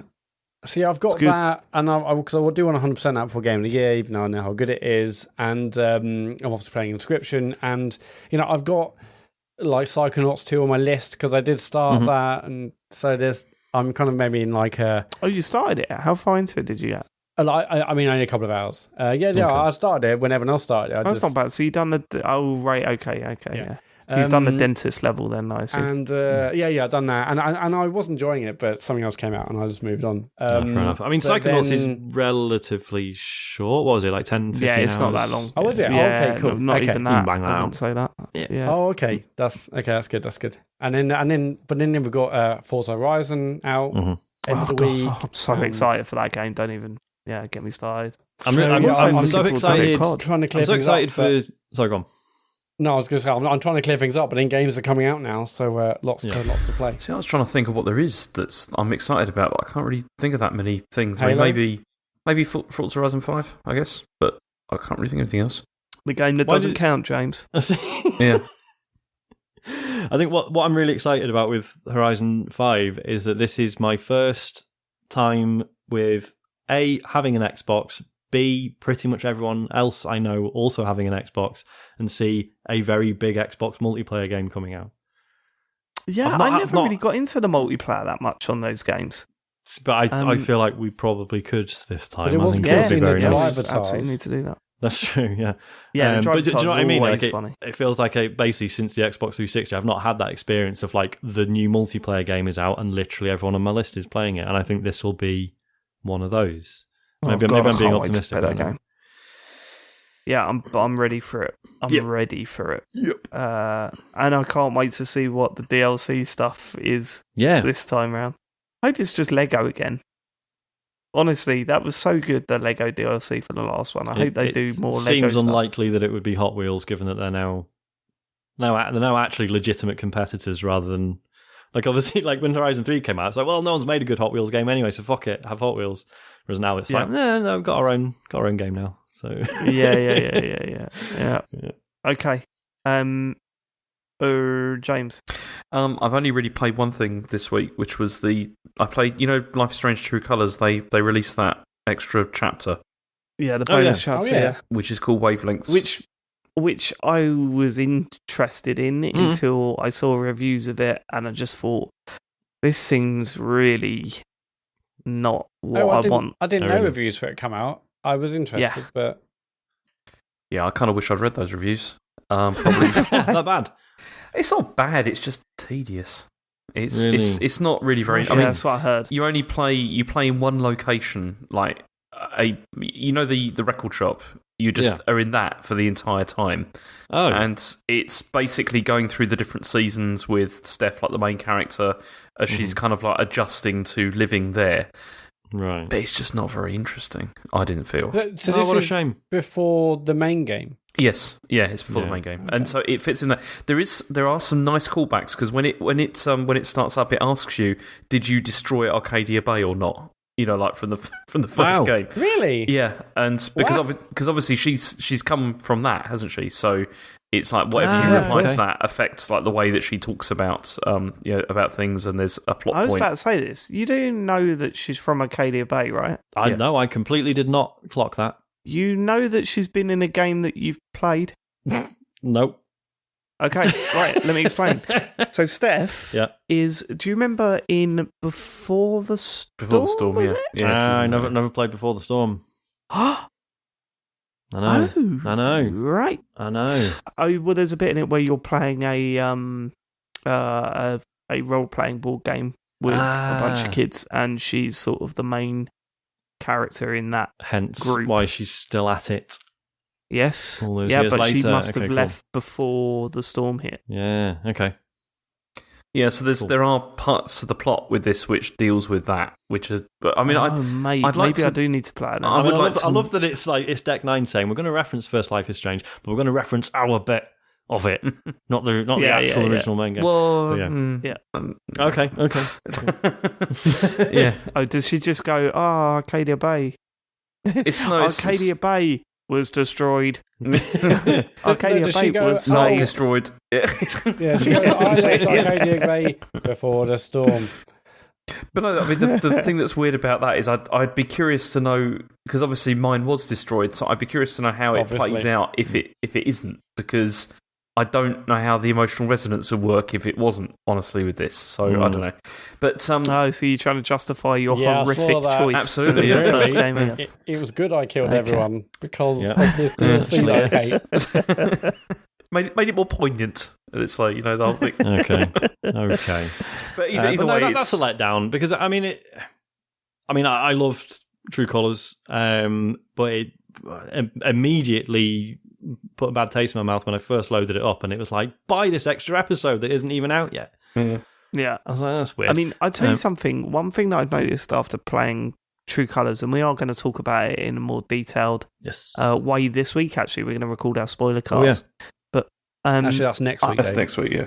I was just next week we're recording that. Oh, fuck. What are we doing this week then? We're doing Why a are we- Patreon bonus It's show all in this the week. calendar. Why are we doing It's so in the calendar. much? I know. I looked at my calendar after I joined up with the TCGS calendar again. There's 2 days where something's not happening in November. 2 days. Yeah, but I mean, most of them are streams, so they don't count. Yeah. Yeah, Other I know, people's especially when I'm streams not is doing fine. Look, right, so I went back and I played no, what was my original point? Fucking hell. Look, listeners, the clock's changed and the children didn't. So I'm a fucking wreck at the moment. Yeah. What was I saying? I don't know. The fuck was I saying? You I'm went knackered back because and it played feels like something, it's maybe? 2 o'clock in the I morning didn't at go the moment. back and play anything, Matt. That was a bit of filler that I tried to use while I was thinking of my original point. Don't worry about it. Go on. See- That's right. That's what I was saying. It was clear from playing that last game, plus, the reading reviews about the bonus DLC, is that someone's obviously made a very conscious decision of saying, look, the games have got this core audience that will buy them, right? And, there will be a significant amount of sales for the series, or there will be a certain guaranteed amount of sales for the series, We've got a pool of people that really like these games. However, for it to work, we really have to pull the budget back. And that's what I got from True Colours, I think, because all set in one place, really, reusing a lot of assets, a small cast of characters. I think that's the way these games are going to continue to exist. They need to be profitable, otherwise what the fuck are they doing? I'd that's rather get a scaled back one than none at all. Exactly, but I think that's it. And Yeah. you one can do- set entirely in one room is a bit much. Well, no, you can do something yeah, really for sure. interesting with that if you've got interesting characters, but I don't think this really worked. And I mean, I didn't find Steph a particularly engaging character anyway, like in the main game. And so maybe that's another reaon. But it was just All right. Well, this spoiler cast is going to get angry. I think. yeah, great. But I don't know. As I said, it's all set in one location. It's mostly just busy work that you spend your time doing in the game, and I don't feel like I really learned a great deal more about her anyway from playing it. So That's a shame. yeah, Because that's the whole point, wasn't it? Yeah, because I was going to say, I mean, I don't think I warmed to her as much as other people did, but she was certainly she was a clear favourite for a lot of people. Oh, So God, does- I fully fell in love with her. Okay, fair enough. Yeah. okay. So I fully get like her being the choice for this, but it just seems a shame that it sounds like it's been squandered somewhat. Yeah, I don't Oh, well. want to do her job. That's the thing. Well, I do, actually. She was a radio DJ and a record, so it was the most killer job of all time. But I'm bitter that I'll never get that. Cool. Don't have record shops in Sutton. Move to No. Colorado. Yeah, it's all like that. Okay, yeah, I'll just do that. Still the 90s there. So Steal Everyone- them. Everyone's Okay. buying Thieving. records, and you can live on an incredible, like a huge flat with a rooftop with a lovely garden in it, just by working part time in a pub. yeah. Right. That's what we've been playing this week. Should we get into questions? Yes. If you want to contact us and send us a question or just say how nice we are and how much you like us, go to tcgs.co/dear TCGS. Phil Walters. Send free shit if you work for a company. Send that. Send it Yep. over. Well, I mean, All we don't for have that. a PO box though, do we? So that's it's Just give me dicey. an address. I don't give a fuck. I ain't James Farley. Go on. Phil Walters. Since this tweet by @Ben C Jenkins went viral a few days ago, I'd love to hear your answers. Quote, do you reckon the Queen could identify Mario? Like if you showed the Queen a picture of Mario, would she be able to say, that's Mario? Genuinely quite Yeah. torn on this. Apologies if it's been covered in The Crown. I think she 100%. could. Yeah, I think she could. Do you reckon? I reckon, yeah. She presumably the royals get the tapes that Snares. politicians get. The Zeitgeist tapes. The Zeitgeist tapes. Where it just like summarises a week of popular culture, and they Yeah. go, there you go, watch Oh, does that. it really? I didn't know about this. Yeah, well, well, it's leaked. so it was in the thick in of the it. thick of it, but it's true. Which obviously, it's obviously is not a documentary, but is definitely informed by things that Armando Iannucci learned as a political journalist. That's why you get stuff like David Cameron not really knowing what football team he supports because he's got Yes. the Zeitgeist taste wrong. You know? Yeah, exactly. It's just had everything boiled down. None for of him. them have ever leaked. I don't know. Not that I'm aware That's of. the talk's over. Isn't it? No, it'd just be like they get summaries and stuff, don't they? Of like who's in Big Brother and stuff like that. Yeah, And it's what happened on Strictly. The this thing week. is, time's running out to confirm this with the Queen. So, should we try and get a campaign going that's to true. see if? If she dies, I we think never she find definitely out. would because I think Harry and William, it's a good chance they would have had a Nintendo console in the palace in the house. Yeah, they totally had an N64. well, no, she was given a uh, Wii, wasn't she? She was There was the a- Golden Wii. Yeah. I used the Well, golden well, she Wii. was given it, but it she was never actually rejected. received it. Yeah, it was we the all Wii, learned that wasn't it? recently from Yes, we did. what do you Chris call Pratt. it? From Chris Pratt. Chris Pratt. Brat. not Brat. current Mario Chris Pratt. No. Very different. So what we're saying, yes. Do you reckon she's more of a Waluigi? But if she's playing Mario Kart, who's she picking? Peach, surely. It's most regal. Oh, I don't think so. No? I don't think so. Go on. No. Go on. I reckon Bowser. That's my guess. That is my guess. Okay. What's your reasons for that? What should we read into that? What's your reasons for her choosing Bowser? I don't know. Just She likes fucking him. tyrant, mate. There you go. That's what I wanted.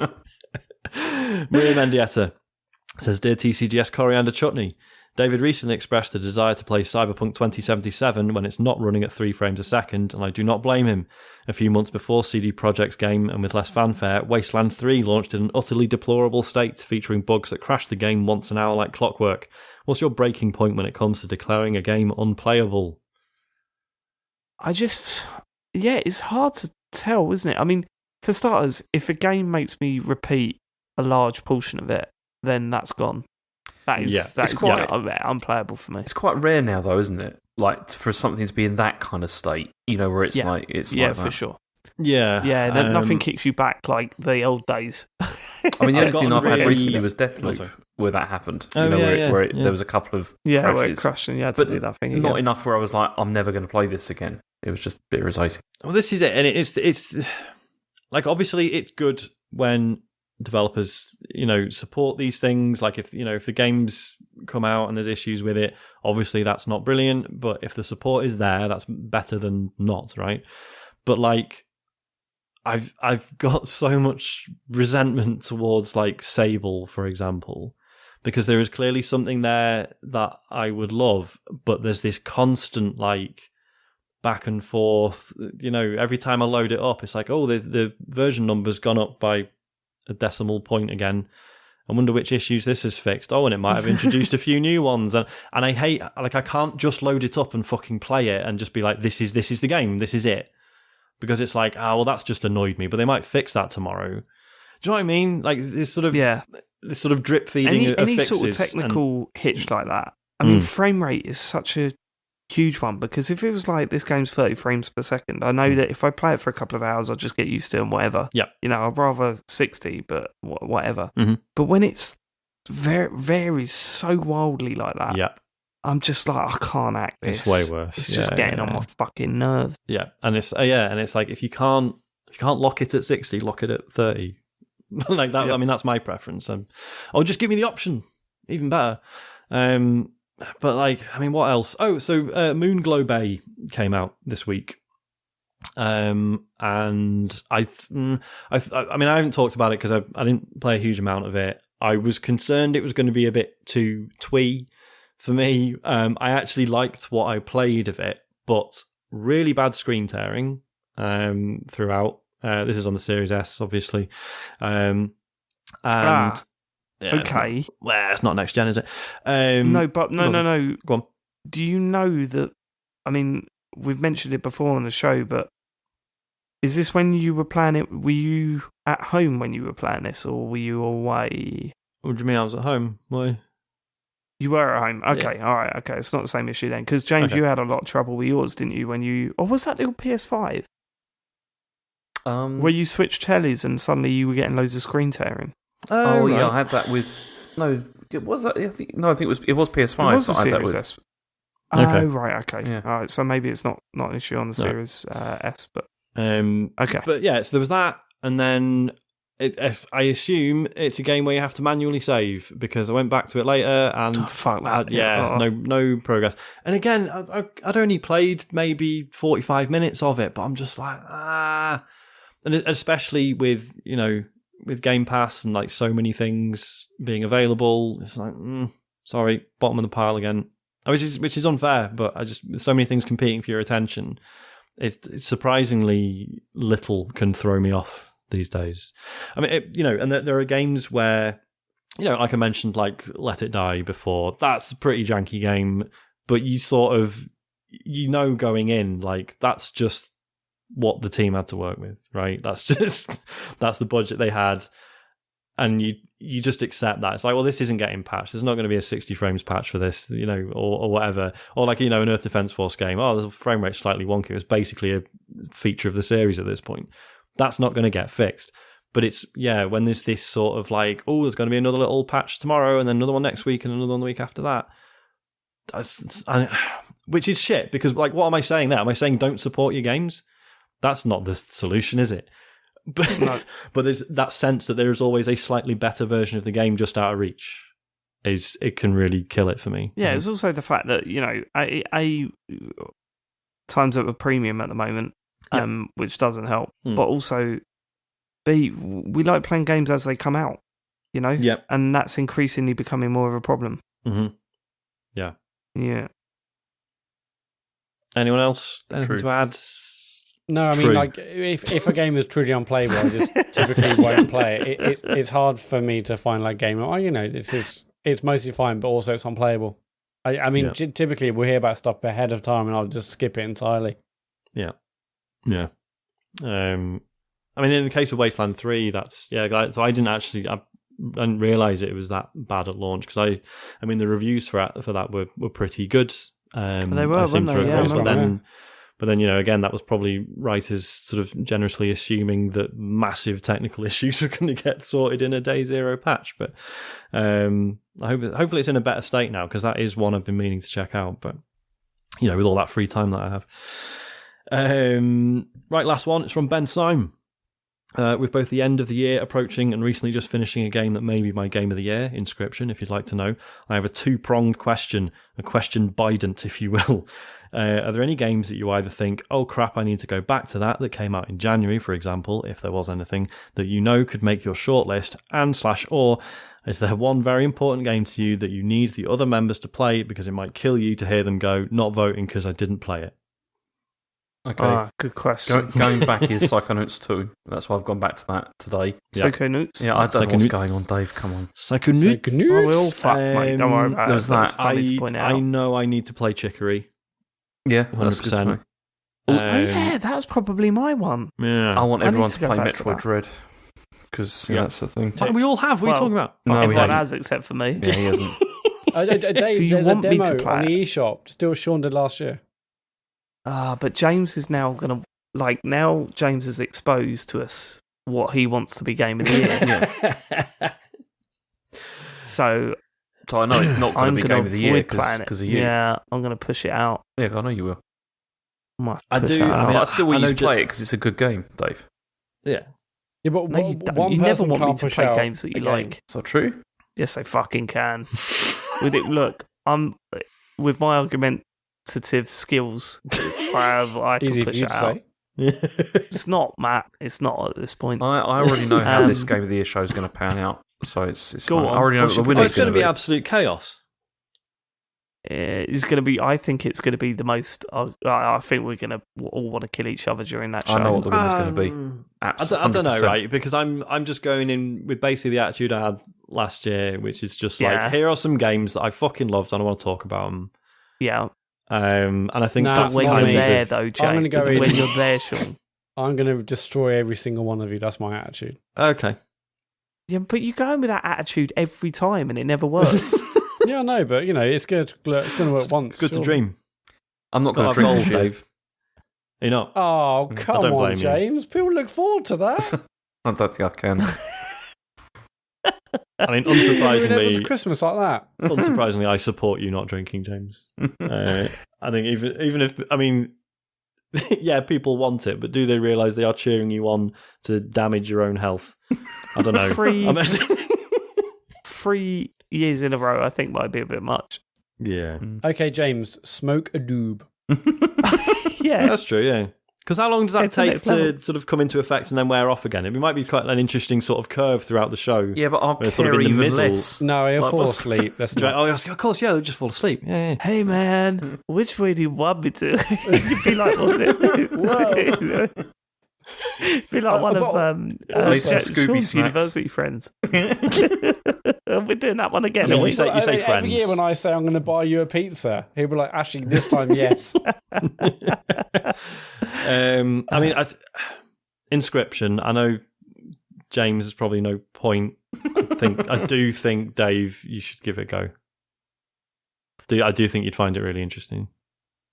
Let's face it, I'm not going to. Okay. But I like Shame. the thought.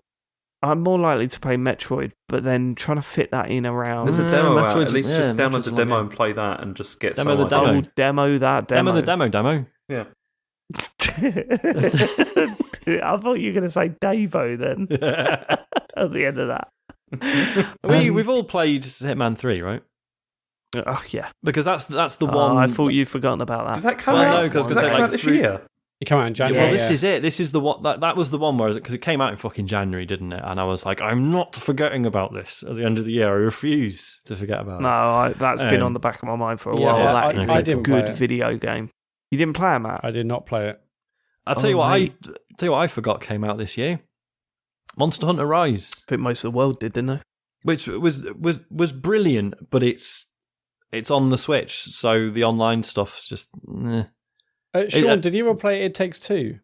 no. You didn't. You It's got coming to sort Game that Pass out. as well this Yeah. month. Who is it? It is, yeah. Yes. Oh, fucking mint! Right, I will. You've get that got played. to play You that. need It to play is it, yeah. Swear superb, to that God. game. I mean, none of you apart from the story and the characters. Well, that's true, but the actual gameplay stuff I enjoyed a lot more than I did Psychonauts 2 so far. Yes, 100%. Yeah. Yeah, that game is good. I mean, none of you are going to play the Jack Sparrow Sea of Thieves stuff, are you? James, you played Sea of Thieves with your little group who we're not allowed to know about, and you said it was great. So I didn't say it was great. I said it was fine. Okay. James is thinking of that image that we conjured up when the game was initially announced of Jack Sparrow following you around everywhere going, say stuff like, can we just get him to shut up? Can you mute him? Boot him from the crew.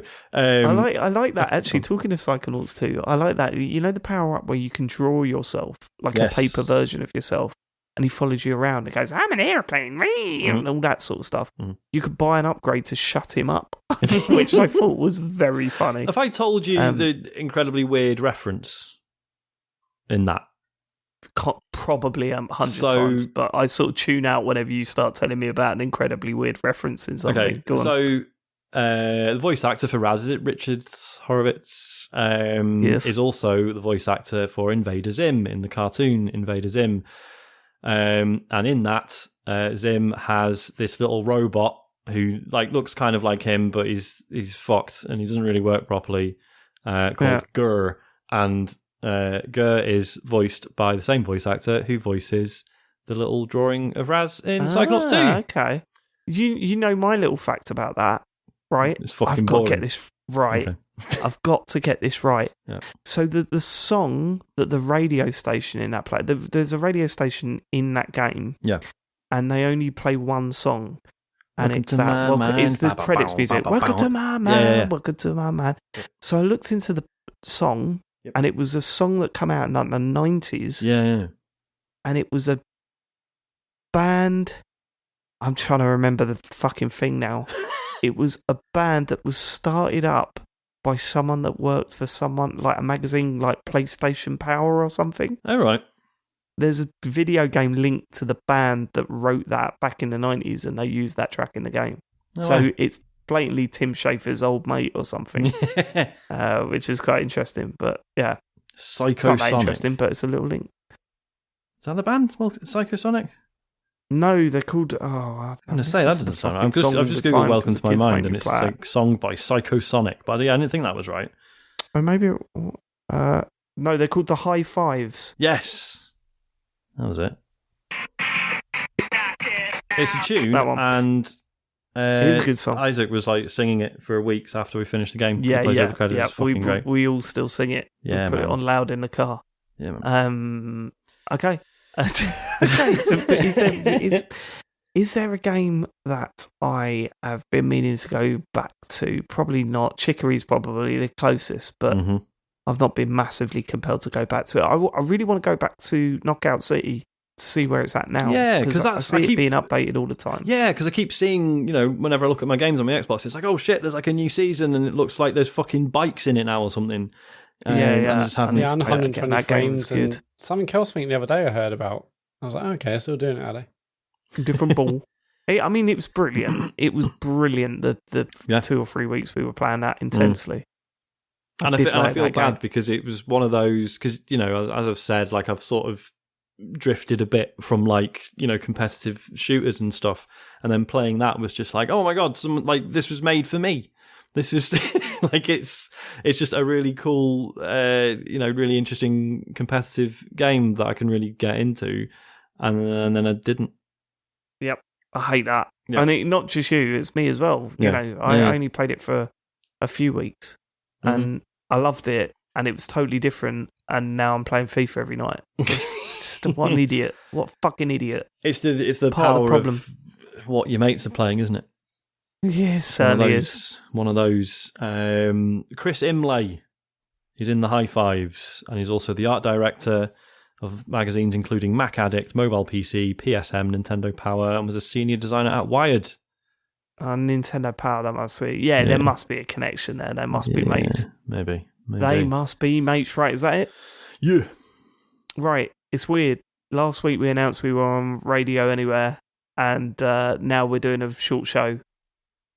Is that subconscious, or is that a 2 hours demand from the CEO? You decide. Matt, let's get to socials. Yeah, so short socials this week. Last week was ridiculous, and this week we're back to normal. So Thursday, Bel Shaddai from 9. That's Sean playing El Shaddai. Yeah, mate. Thursday from 9. Friday from 9. And it's definitely 9 p.m. this week. James playing Dark Souls 2. I say that because last week it was about 5 to 9 and I was getting ready to tweet about the live stream, and I look on Twitch and, well, James is streaming early. This is not like James at all. And then I was doing something else and I look back on Twitch and it's like, wow, he's ended it early, didn't he? He's ended like, I don't know what time it ended. And then James suddenly remembered he'd moved to another country. I forgot about the time zone change, and so it's easy to forget when you're on a different continent sometimes. So I started at 9 o'clock my time, which was 8 o'clock your time. I mean, you're allowed to do that, James. If you want to make that, if you want to formalise that and just make that your new start time. I know, yeah. I don't know why I did it. I just forgot. I that I was in a different time zone. Well, because I know you're knackered and everything, so if you want to just I'm chat, waiting for the weekday Ted shows up like an hour early for this podcast or something, an hour late or whatever it is. And just to acknowledge, I mean, I'm suggesting this, obviously it's Matt that's got to change the artwork and everything, so apologies, Matt. Yeah, James, if you want, do you want to do it from 8 o'clock UK time? It's 9's fine. Well, whatever that is in 10 my time, 9 UK, whatever. It's fine. Just leave it. Leave it exactly as it is. Okay. Okay. That was an incredible trip down James's brain. Yeah. Welcome to my mind. That's James from 9-ish, and then I'm streaming Matt Effect Sunday from 8. So all of them on twitch.tv/TCGSco. If you miss them live, you can watch them on YouTube. Just search for TCGS on YouTube. You can watch the VODs from any of those streams and any of our previous streams. If you have Amazon Prime, you have Twitch Prime Gaming. You get 1 free sub every single month, of course. Go over to our channel, give us your free sub. We really appreciate it. Back on the Dark Souls thing, Dark Souls is out this week. James meets Kraylag. So I'm excited to hear about him meeting the big old spider.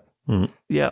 From Dark Souls. That is Dark Souls. It's the rerun, of course, and it's not on this feed, it's on a different feed. So go find it and give us a lovely review. In fact, give us a 5-star review for this show, because that really makes a huge difference on we haven't Apple had that Podcasts or whatever you listen on. Patreon.com/TCGS is the Patreon. We're doing the Patreon podcast this week, nice and early, or not early, on time this month. And always on time. Always on time. Everything's always been on time. Just everything's earlier. always been within We're the basically limits. everything's scheduled between now and next year. Everything is already in the diary. I feel very good about it, actually. Lots of stuff to do, but it feels so good to have dates nailed down. And tcgs.co is the website for the store, links to our beautiful Discord and social channels and all the other stuff. Can I make a recommendation for our listeners, please? Huh? If you rewind, say, a minute or two, and go to the bit where James goes 8, 9, 1, 10, 10. That's fine. 1, 10, 2, 1. Right, and listen to that at half speed, because I bet that's incredible. That's what I'm going to be doing, David. If you're listening back now, rewind and do that at half speed. Okay, it's okay. I will make that half speed after the credits on. Yes. Perfect. Amazing. Perfect. We will catch you next week for more computer game chat. We will have lots to talk about. It won't be as short as this again for the rest of the year. We've really, we've made lemonade this week. We went in saying, "Oh my god, we've got nothing to talk about," and then Toys R Us happened, and then it all just went from there. That's a good point. We'll catch you next week. Thanks for living it. Love you all. Goodbye. Cheers. Goodbye. Bye.